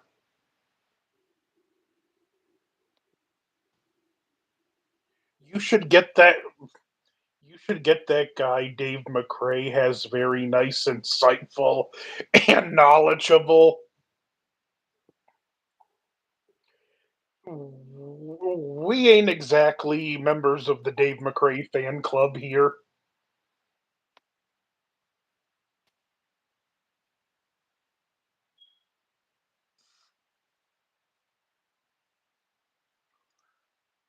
Yeah, well, I know he does Asylum, but you know what? I want $1 million doesn't mean I'm gonna get it.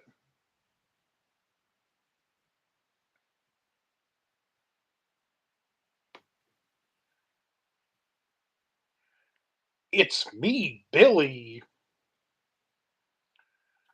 But I did not like It's Me, Billy. I'll give him credit. He put his money where his mouth is and made the film, but it just wasn't good.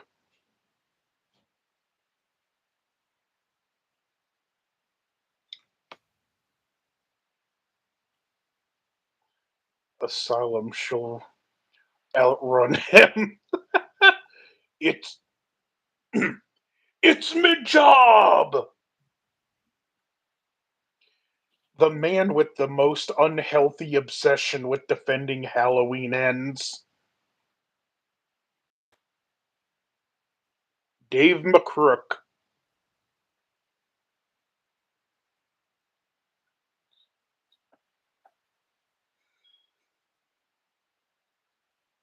Listen, just he was terrible in Dylan's New Nightmare.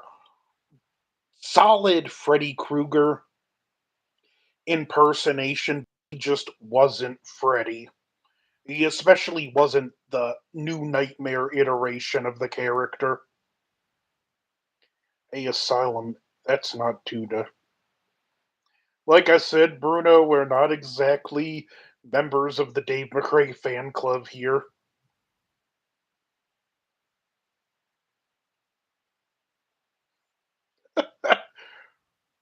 Uh, Polly's just been given an open invitation to stir the pot.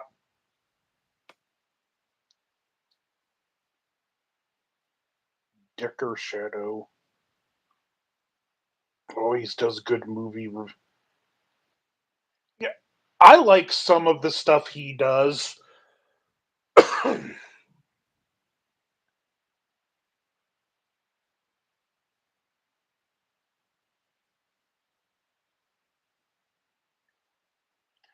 Oh, looks like we're having about to begin the great Dave McRae war. But yeah, I have watched. Like I said, I have watched some of him.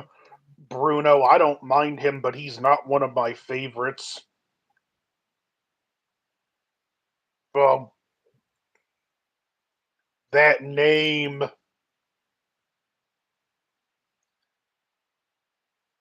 Mentioning that name might cause Bloodless to ascend.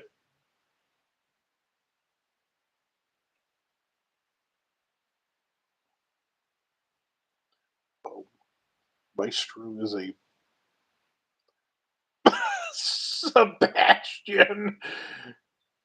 Oh, I can't wait till he comes back and sees that.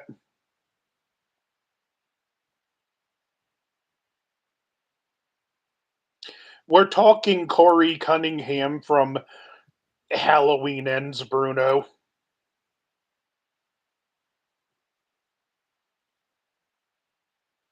He's annoying.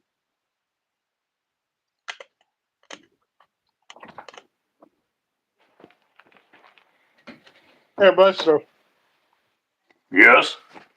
look at Sebastian's comment about Dave McRae.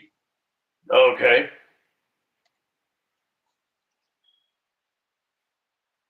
Well, it's about both you and Dave McRae.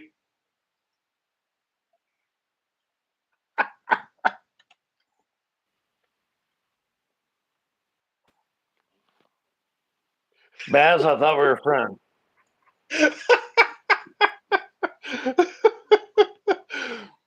This started because Bruno suggested having Dave McRae on the show.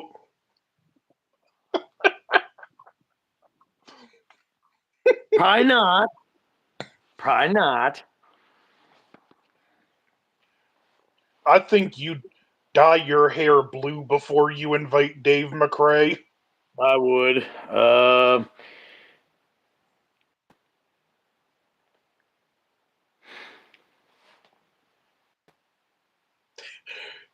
Yeah, that would be a definite red screen. I should have put the red screen on. There's not a enough red screen for that comment. Yeah, Paulie, I got a freaking Dave poster. A Dave dartboard, maybe. Dang, that's too bad. Two knowledgeable dudes talking about movie. Dave McCrae is not knowledgeable, by the way. He thinks he is, but he's not. Yeah, I let him know none of us are in the Dave McCrae fan club. No. That's why he talks so much, because he doesn't know that much. He talks, every question that he gets about any kind of movie, he talks around it. Have you ever noticed that? Because he doesn't know. I'm honestly surprised he didn't become a late night radio host. Well, I know he's in Canada, he's a cartoon voiceover guy, but Dave McCock.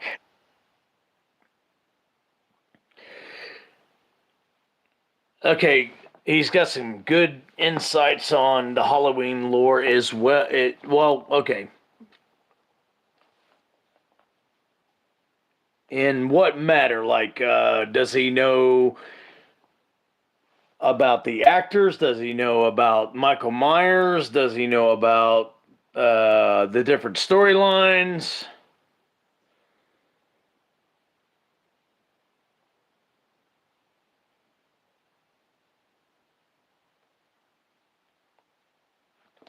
Yeah, I'm with Asylum. No, he doesn't.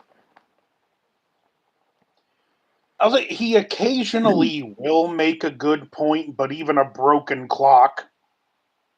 Right, right. And I'm not saying he's totally oblivious to knowledge about Halloween. I'm not saying that by no means. Like, But he's not the all knowing that he thinks he is. there was one night he was talking about Tony Moran, and I forget the gist of it. But I will give him, I did agree with most of what he said, and it basically boiled down to, you know what? He was unmasked Michael Myers. That's a major moment in the film, and he should just own that, be proud of it, and run with it. Yes. And said Tony Moran has to be the Warrington Gillette of Halloween. Yeah, exactly. And if we all know Warrington Gillette, he was the first baghead Jason, but come time to do the stunts and the action parts, he was like, I can't do that. In enters Steve Dash.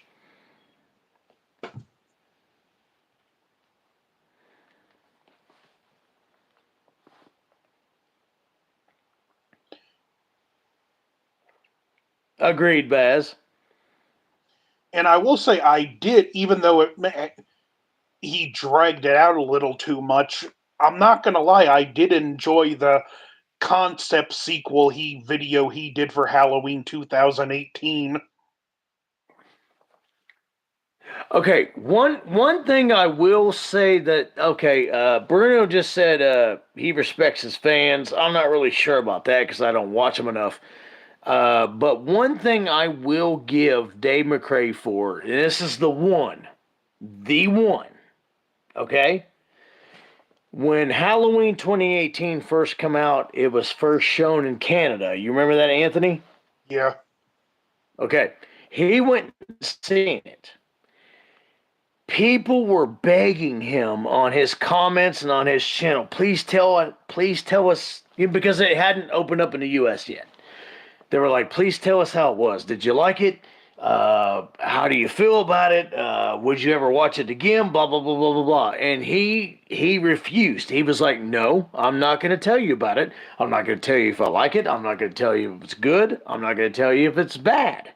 He goes, it's the principle of it. And then he went on to say, if you don't like the fact that I won't tell you about this pre-screening, sorry, of Halloween 2018, unsubscribe me. That's the only honorable mention that I will give Dave McCrae.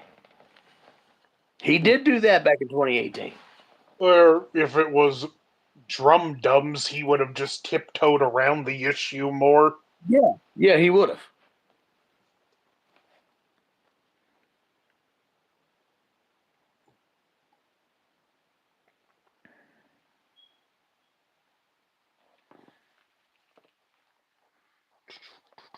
Yeah. Bruno, he said he doesn't owe his fans anything, even if the platform they gave him. And if you ever notice on his comments, he's quicker to reply to someone disagreeing with him than someone agreeing with him. Which shows me that he's a piece of shit.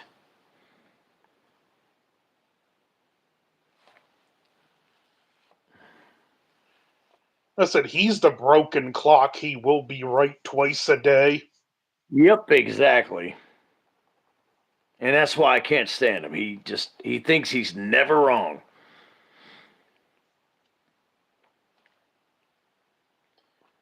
Shit, That Dick way, Jimmy.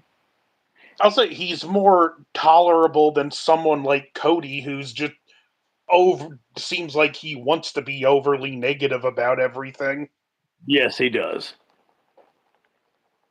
It's like, why, if you want to be this negative about everything, why are you even on this platform reviewing movies? It's like I've said before with Jim Cornette, if he's that bitter about wrestling, why are you doing a podcast where you're talking about it? I used to like Cornette, but then he started talking about his political views, and then I stopped watching Jim Cornette. I want to hear you talk about wrestling. Do not talk about your political views. Or like That even makes when he said, I that want makes to sense. outlive, yeah, or even when he's like, I want to outlive Vince Russo so I can pee on his grave, I'm like, that's going a little far. Once someone's dead, whatever beef I may have had with them is buried with them. Yeah, Cornette's bitter about Russo because Russo wanted to. Uh, I'll say this with Russo. He rarely has a good idea, but out of the two of them, he seems like a much more pleasant person than Cornette. He is. Like if I had to sit and talk with one for a couple hours, regardless of how I feel about Russo, I'd take sit and talk with him before I did Cornette. Right. Because with Cornette, it's like eventually you're going to say the wrong thing and he's going to go on a tirade. Like I said, Cornette wanted to be the creative writing on the Attitude Era, but they gave it to Russo, and that's why he holds such a grudge. My favorite one of the wrestling podcasters is Dutch Mantel. Oh, I love Dutch Mantel. He He's knows his shit. and he doesn't act like he act arrogant for it. Nope, he doesn't. And it's so nice too that it's like he also he's careful to curve his language. And unlike the other two, Cornette and Russo, he actually wrestled. Yeah, he does. He just comes across as a cool guy. Yes.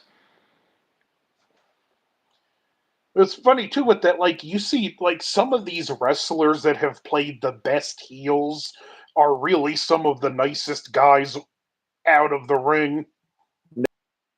Uh, um, yeah, Dave might be letting the super chats get to his head. I agree, Bruno.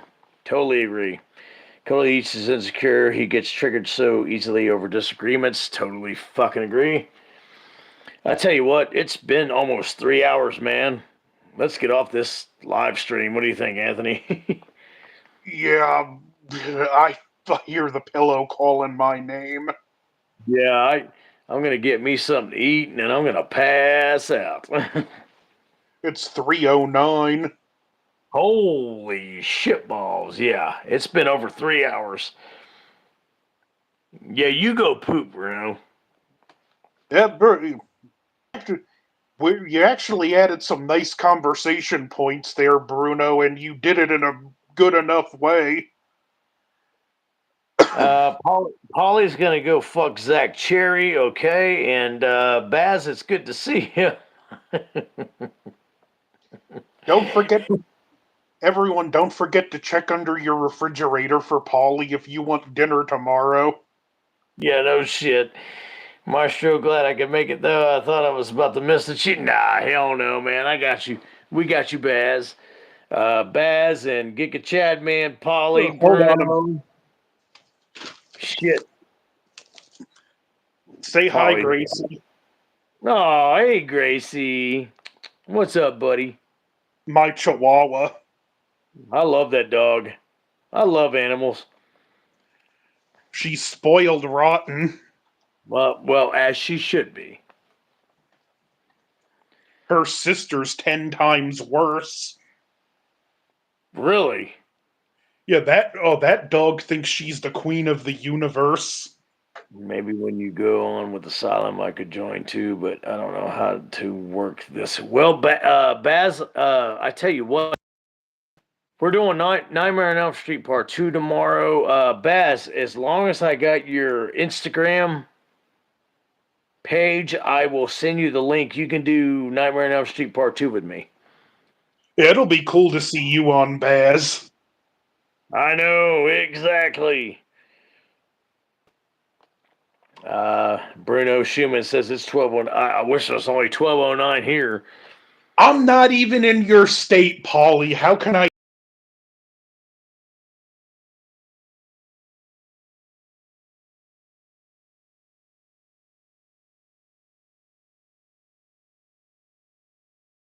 Nightmare on Elm Street Part 2. See you guys. Do you use a phone for this? I don't know what to use. Trust me, I will send it on Instagram and you will get the video link. Press on it like Anthony has and like Asylum has, and we will see you guys tomorrow night.